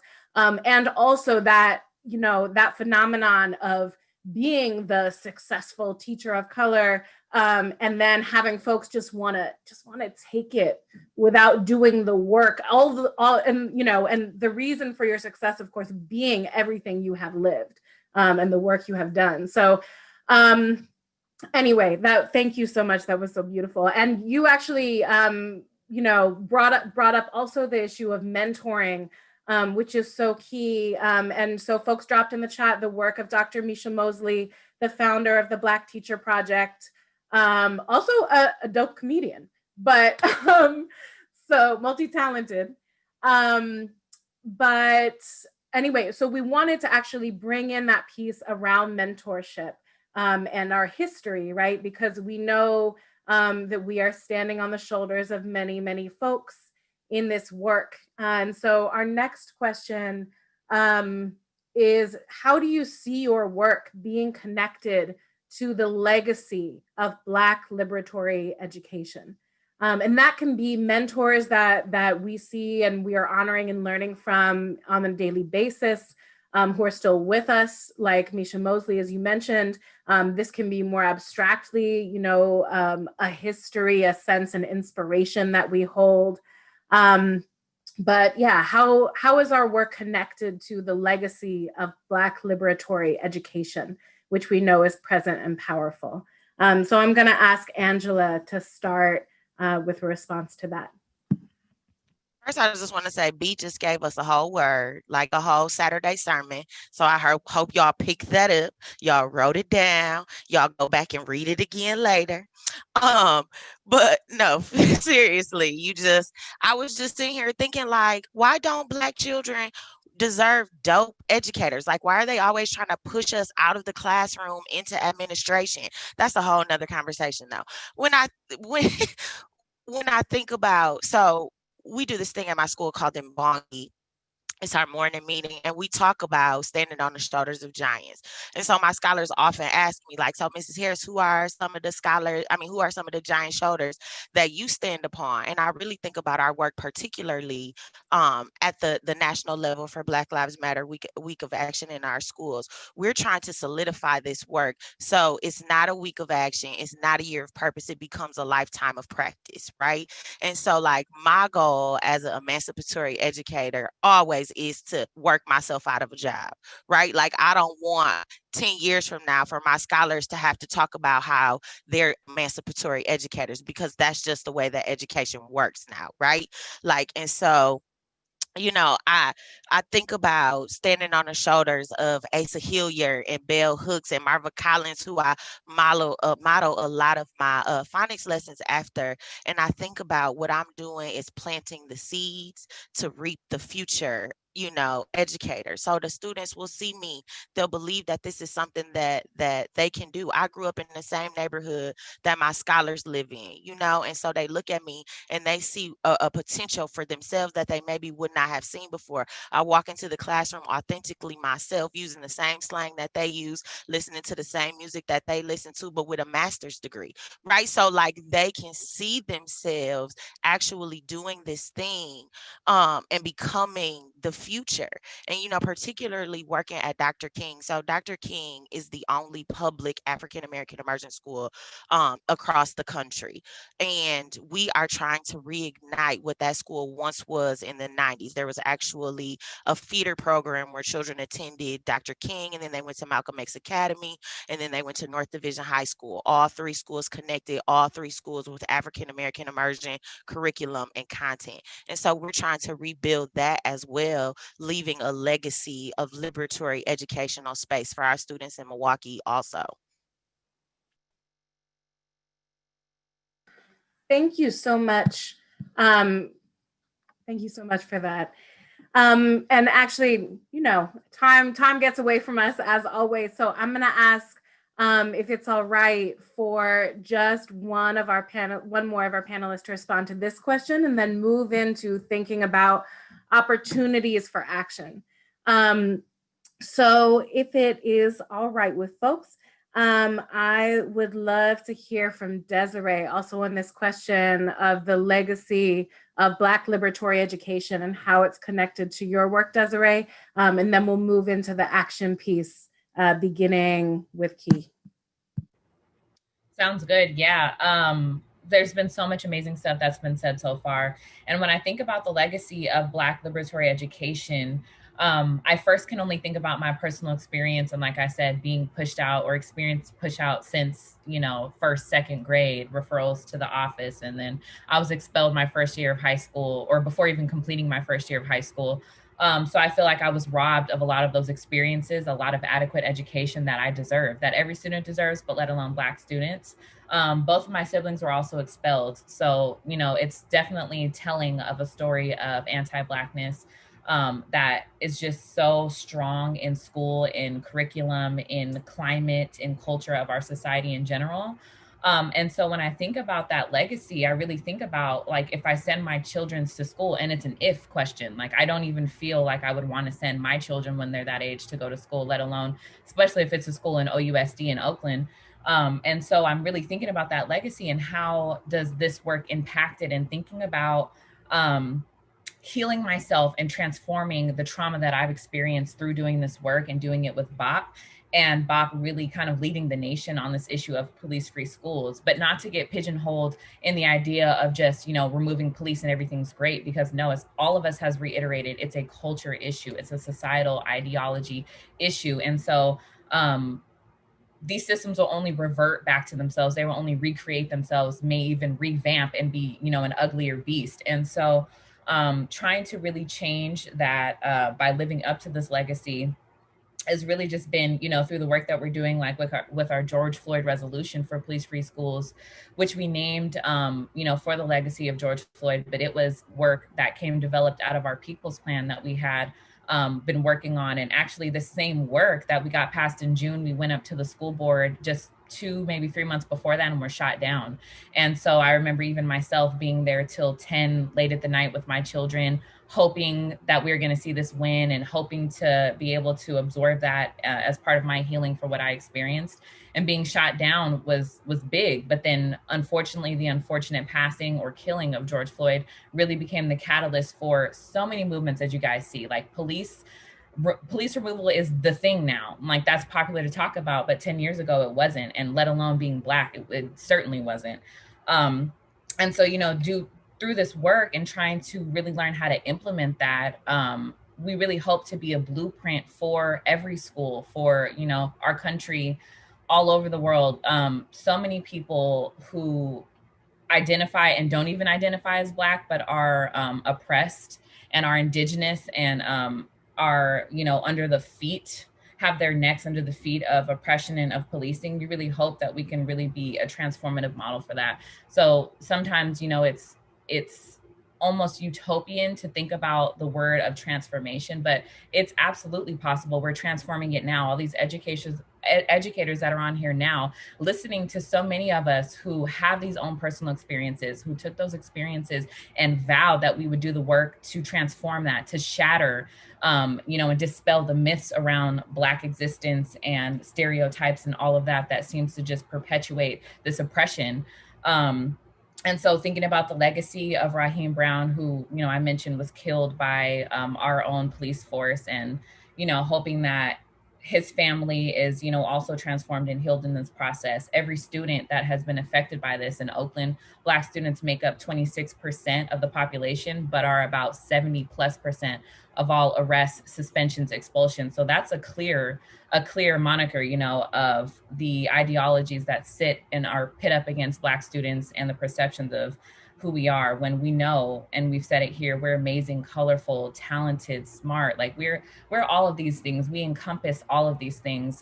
We are the original people. And so I really just look forward to influencing the legacy, and looking forward to hopefully, 5-10 years from now, there is no police anywhere. There's no police in schools. It's not even, it's a thing of the past to think about, police being in schools, let alone 3 different type of police entities on school campuses. And so, we really look forward to transformation and contributing to the legacy of my personal ancestors, of all of our ancestors, the Indigenous people of the land that we're on today, really, standing on those shoulders, like Bea said, and influencing that. So, yeah. Thank you so much for that, Desiree. And just, it's so exciting to hear more about the powerful work that I was able to witness BOP do over many years, but in particular this past year, as more people became aware of the campaign for police-free schools.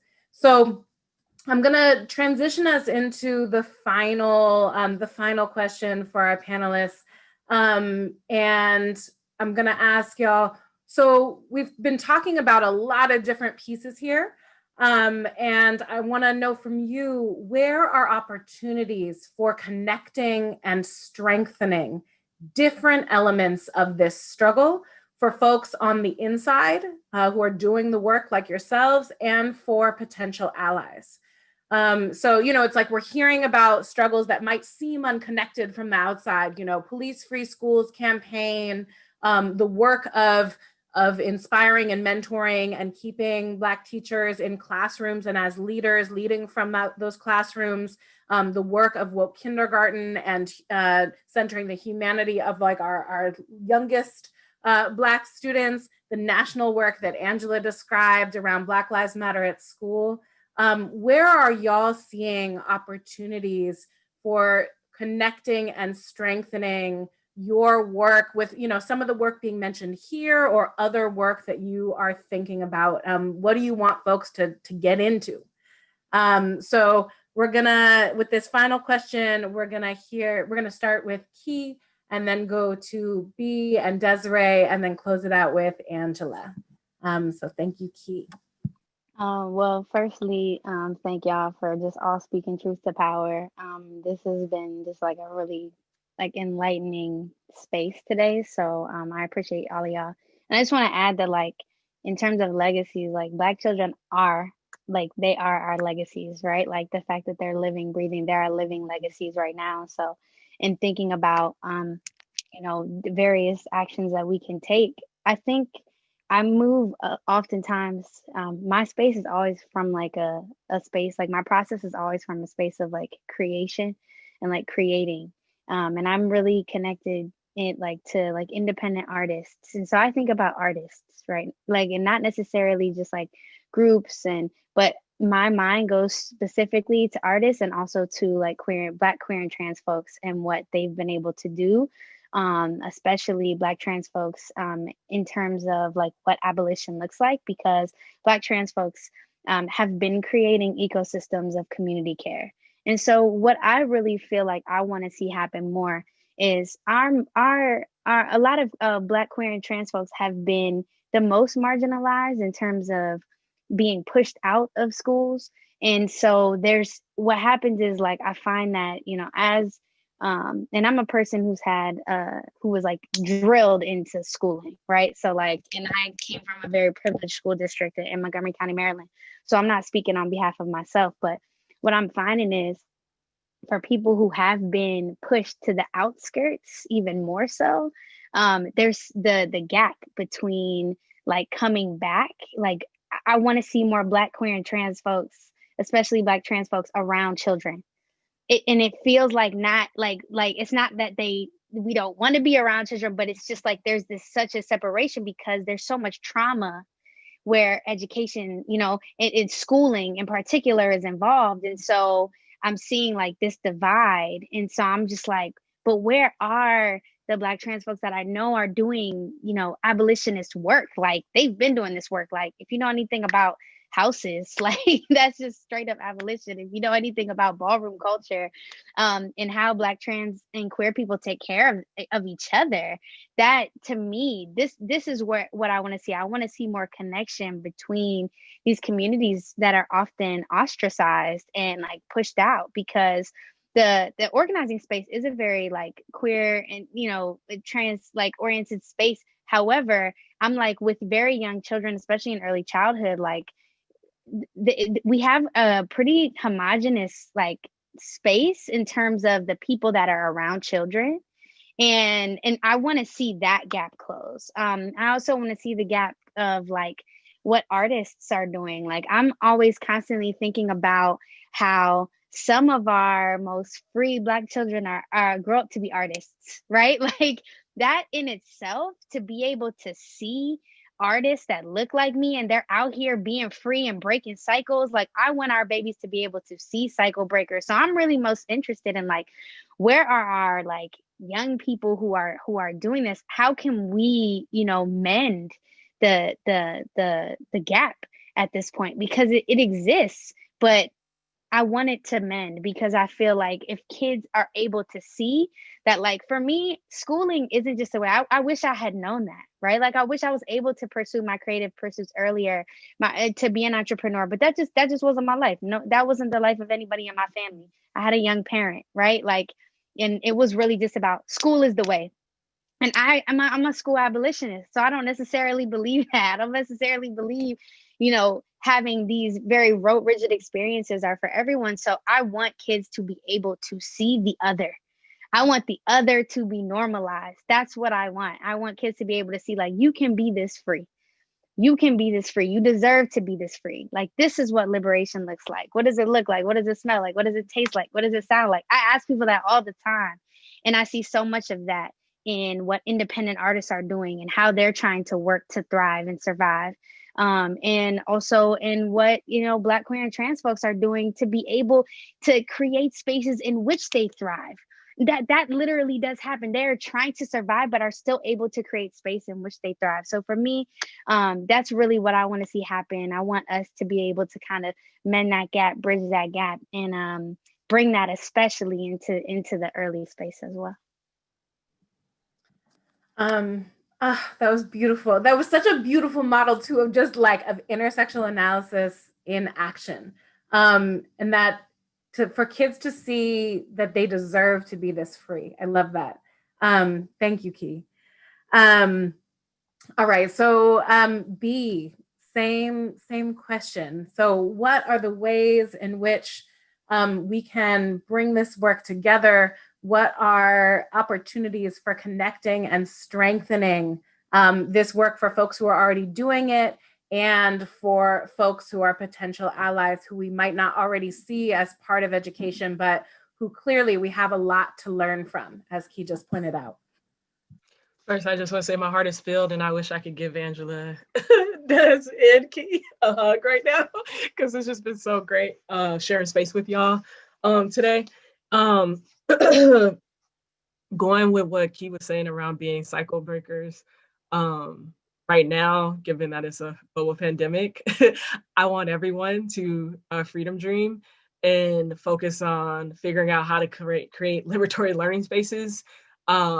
I do not want you to keep the status quo. Do not maintain the status quo, disrupt, interrupt all of it.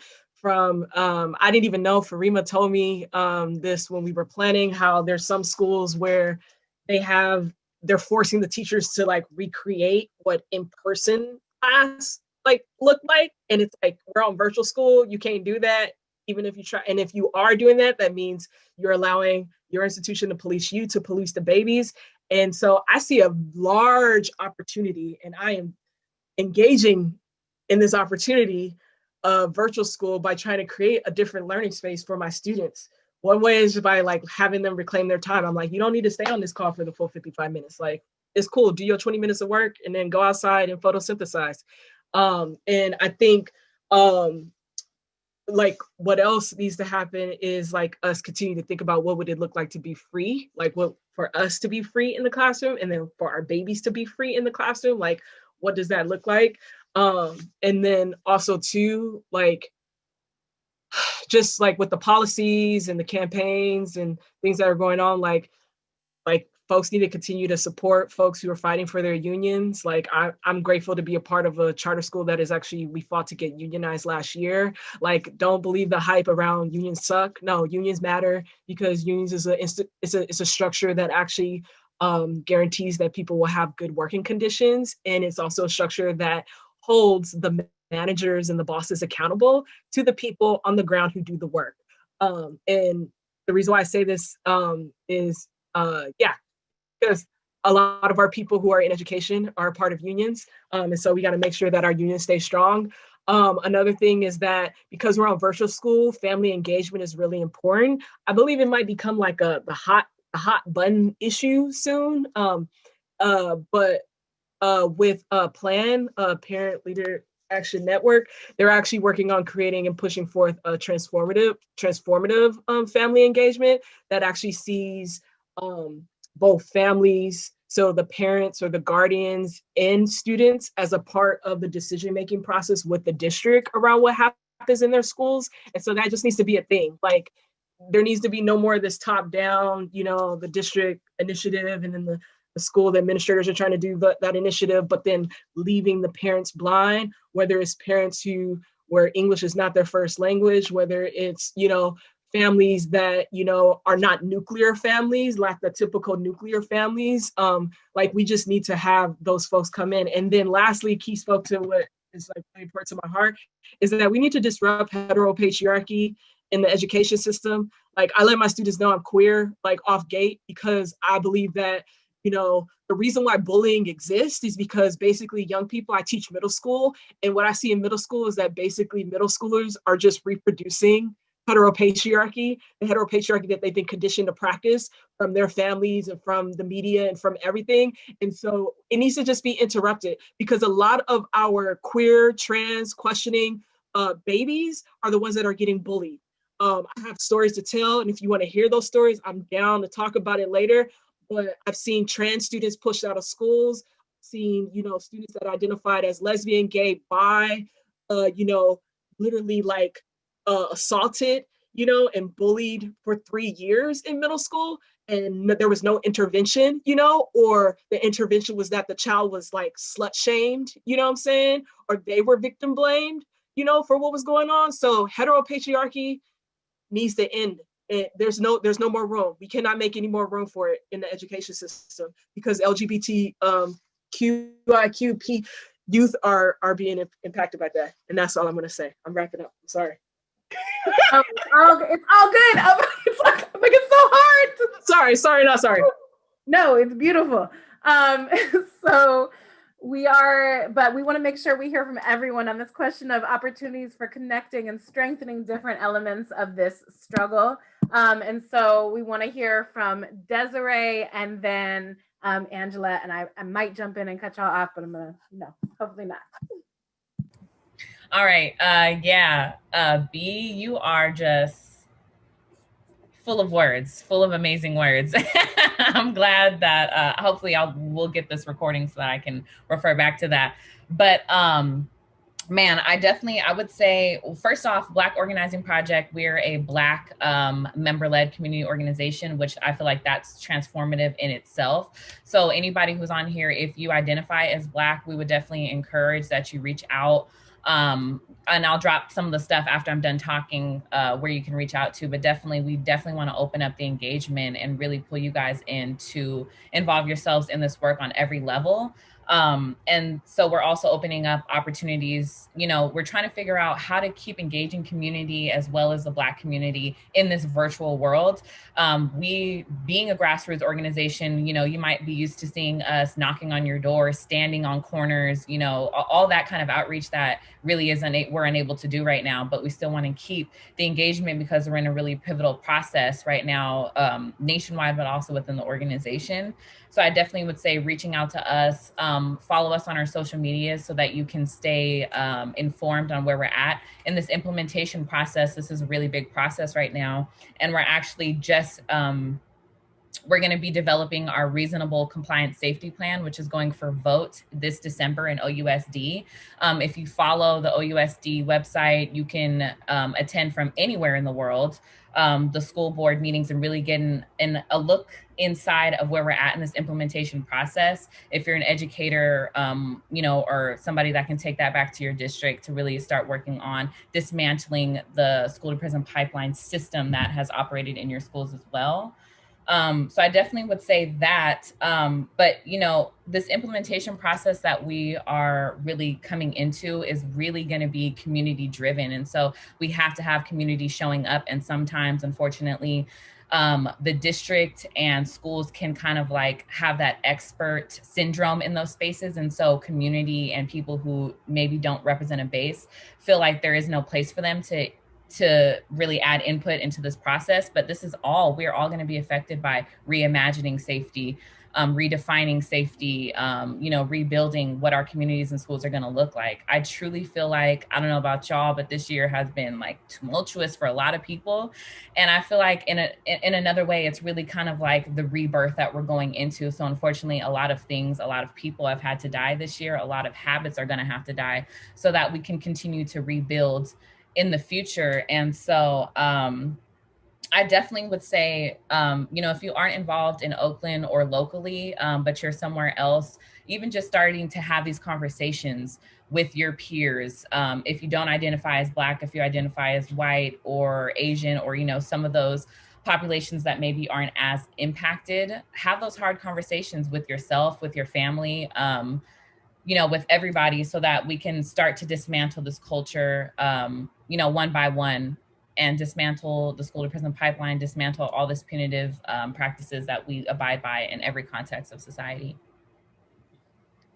Thank you so much, Desiree. All right, and finally, we are going to hear from Angela on this question about opportunities for connecting and strengthening different elements of this struggle for folks who are on the inside of it and potential allies.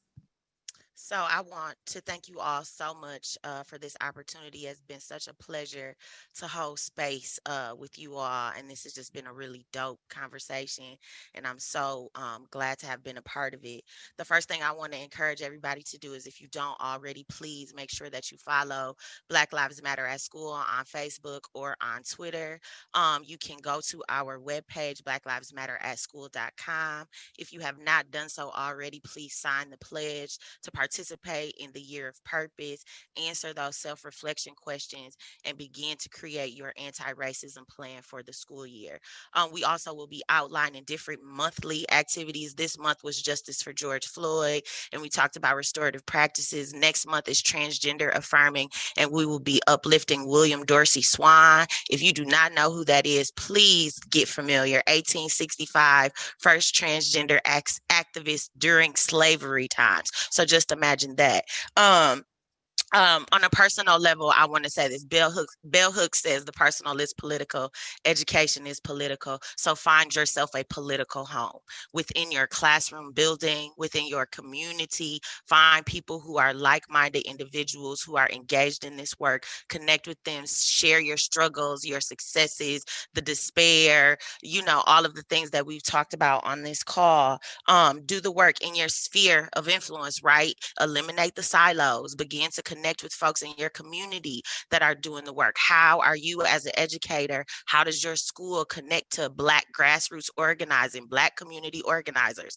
What are you doing to make those connections and to build those bridges? That's how we continue this work, and that's how we stop struggling individually and we start struggling collectively, right? So we want to move away from like this individualistic attitude of like, I can do it by myself, and really start to yield towards the collective work and the collective struggle.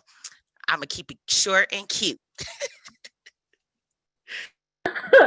Thank you. It was short and cute. Thank y'all for all of your powerful words. I know it's like it's a Saturday afternoon and I'm like ready to be on Zoom more. So thank you for everything you shared and the connections you've been making. And the sort of the seamless move between the work that's happening inside schools and classrooms and some of these struggles that are happening on the outside, which I think we often think of as being separate. But it seems very clear to all of you who have spoken that that's part of a larger project around the liberation of Black folks overall, Black youth, and really anyone who's involved in schooling. So for our final piece, we're not going to have an official question and answer. So the way that we at Teachers for Social Justice had talked about our balancing hearing brilliant voices from our panelists and also getting time to process that and really do the work of praxis where we're taking action is we are going to have a reflect and build session later this week. But first, we wanted to capture some of the ideas that folks are just sitting with right now on a Padlet. So a Padlet, for those of y'all who, yes, Padlet, who are not the classroom teachers who are using these every day, all day, is just an opportunity to capture in real time some responses to what folks are thinking about. So Fadi, if you could put the slide on the Padlet with that link, or is that the link there? Sorry, my bad. I'm new to the QR technology. So you can use that QR code to access the Padlet.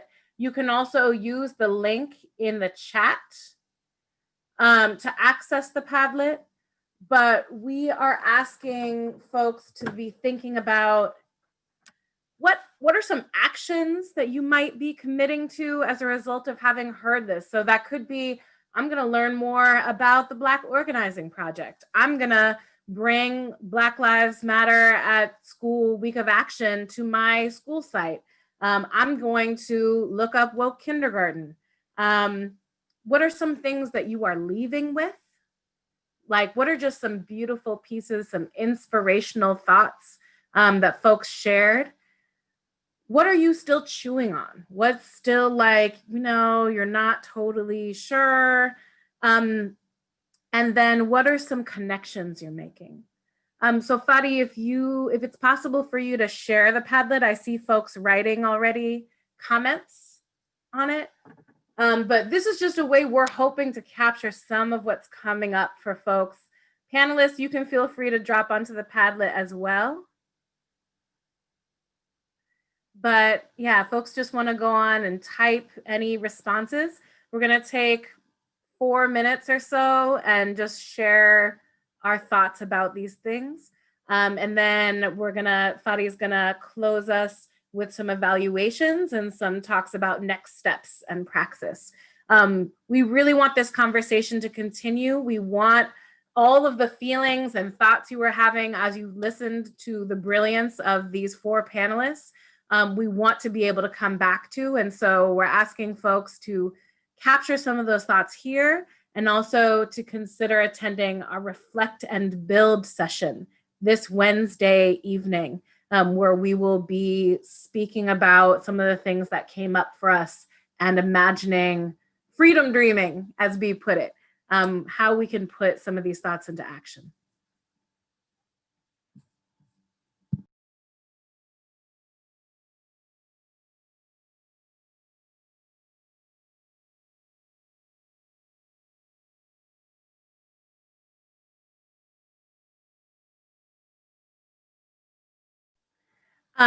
So I'm just going to shout out some of the comments I'm seeing here. Bea, your go outside and synthesize comment got a lot of. It's photosynthesize. It's photosynthesize. Photosynthesize, excuse me. Photosynthesize. Photosynthesize. Yes, go. So I'm seeing folks think about just not struggling alone, how to struggle in community. The shame and difficulty of learning how to police ourselves and our students when we are classroom teachers, and the question of how we can unlearn that policing behavior. I'm seeing how do we foster a sense of sanctuary for Black students? How can we get students engaged in this work, right? So we were hearing from mostly grown folks on this panel. I don't know how you all identify as grown, but how can we make sure that we are centering voices and leadership of youth and students? I'm seeing a shout out to Cece, our poet, for combining poetry and music and inviting students to share stories. The thought someone posted that abolitionist teachers should want to put ourselves out of a job, that what we should be doing here is trying to dismantle these systems. And it's all the way at the bottom. It seems like some folks found it. There's one more little prompt I was inspired by. So I see folks saying I was inspired by centering humanity, by the powerful vulnerability and brilliance from Key, Desby, and Angela. The reflection, Bea's reflection on the first few years of teaching, decolonizing yourself so you can show up in the classroom. And just a damn, like these folks were beautiful. So this Padlet will remain open if folks wanna add more to it, but we're gonna use this just because, in case it leaves your brain in 4 days, we're gonna use this as a way to jump off our conversation in the Reflect and Build session on Wednesday. Yeah. And Fadi, do you wanna get into our closing moves?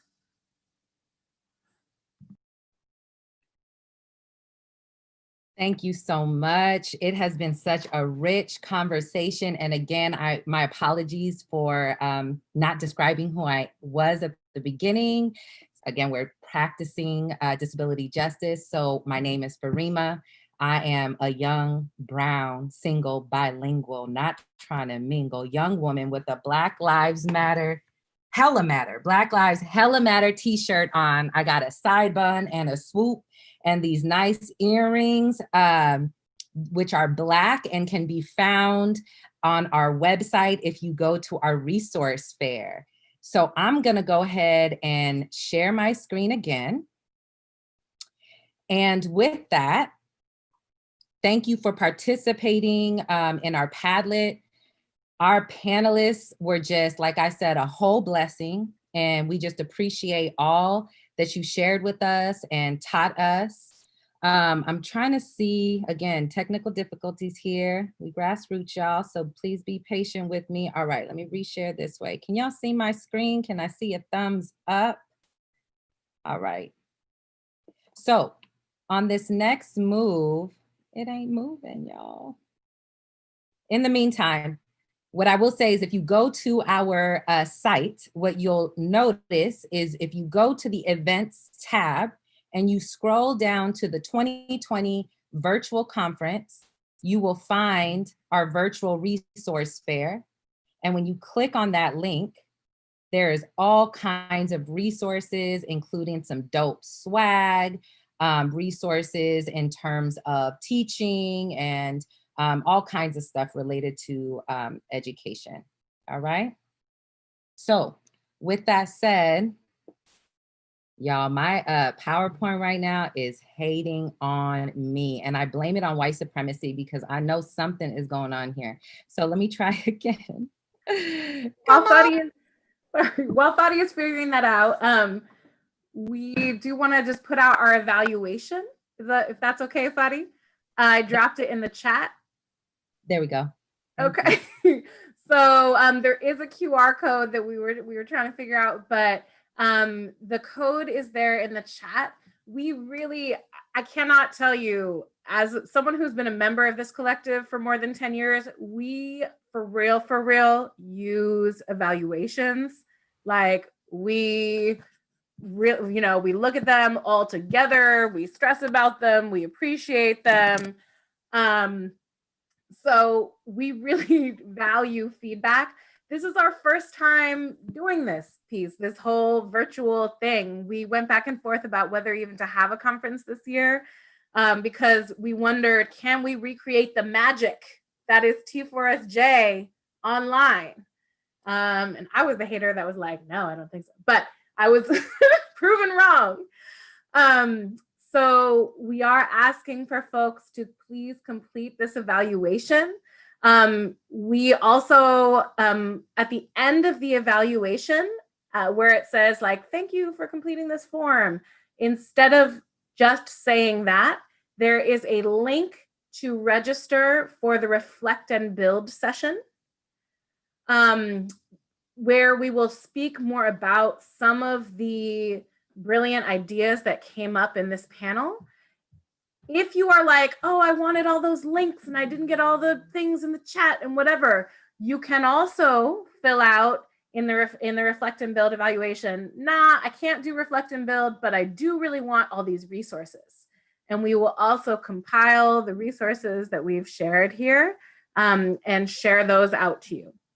So it's the evaluation form. You would complete that, and then as your reward for the evaluation form, there is a link to the Reflect and Build registration, where you can choose, yes, I want to do the Reflect and Build this Wednesday evening. I can't make the Reflect and Build, but I want these resources. Please send these resources to me. Or, nah. So please make sure that you fill out both the evaluation and the Reflect and Build registration to get resources from this session or to come through on Wednesday, so we can spend more time in small groups really doing that praxis work of thinking about all of these amazing ideas that were put out and how do we embody this? How do we do that work of humanizing? How do we do that work of decolonization?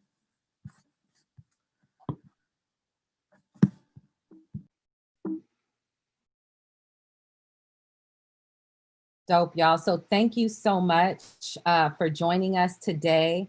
Again, here is the link if you'd like to reflect and build with us. And I'm just going to ask that we take a moment In the chat, if you could just share some love to our panelists and also to our organizers, to our ASL interpreters, to our chat checkers. Y'all, let me just tell you, while you were enjoying this amazing dialogue, we was a whole hot mess behind the scenes. So just know that there's so much labor that goes behind offering up these spaces, not only for the organizers, but the folks that we've asked to support us in this space.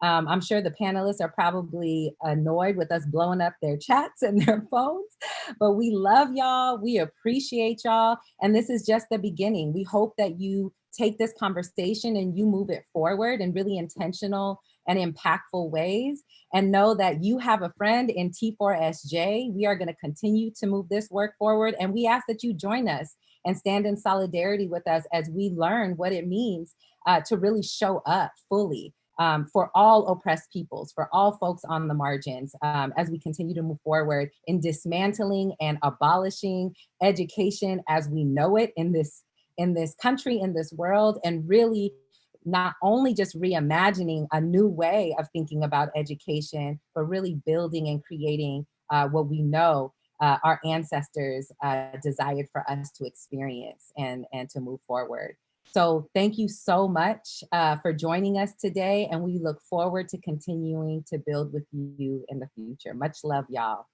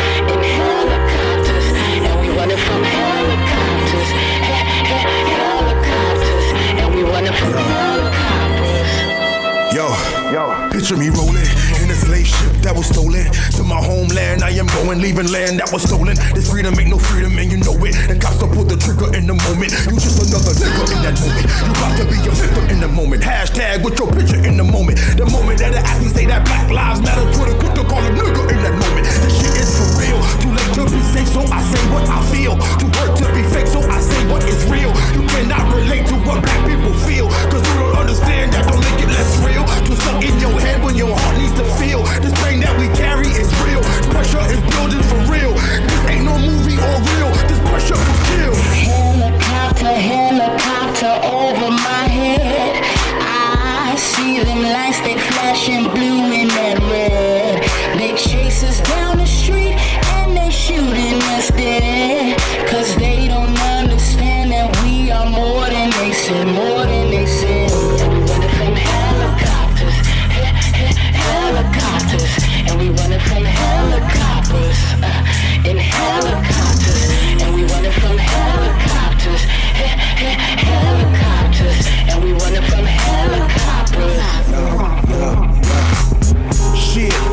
lurking from them helicopters. I know they plotting, trying to bomb us while the world watching. Be more than Ferguson, them devils ain't got shit to prove. 1985, Philly drops a bomb or move. If you running and they gunning, better know the rules. Same root, same noose, same strange fruit.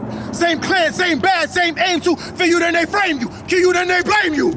Whoa, gotta watch out for the planes too. My prayers go to Syria, we say your names too. Cause the same hate that we've been facing is the same hate that bombed their nation, but they don't hear me though. Show me a place where it's safe for our kids to grow. The cop shot to me and right to the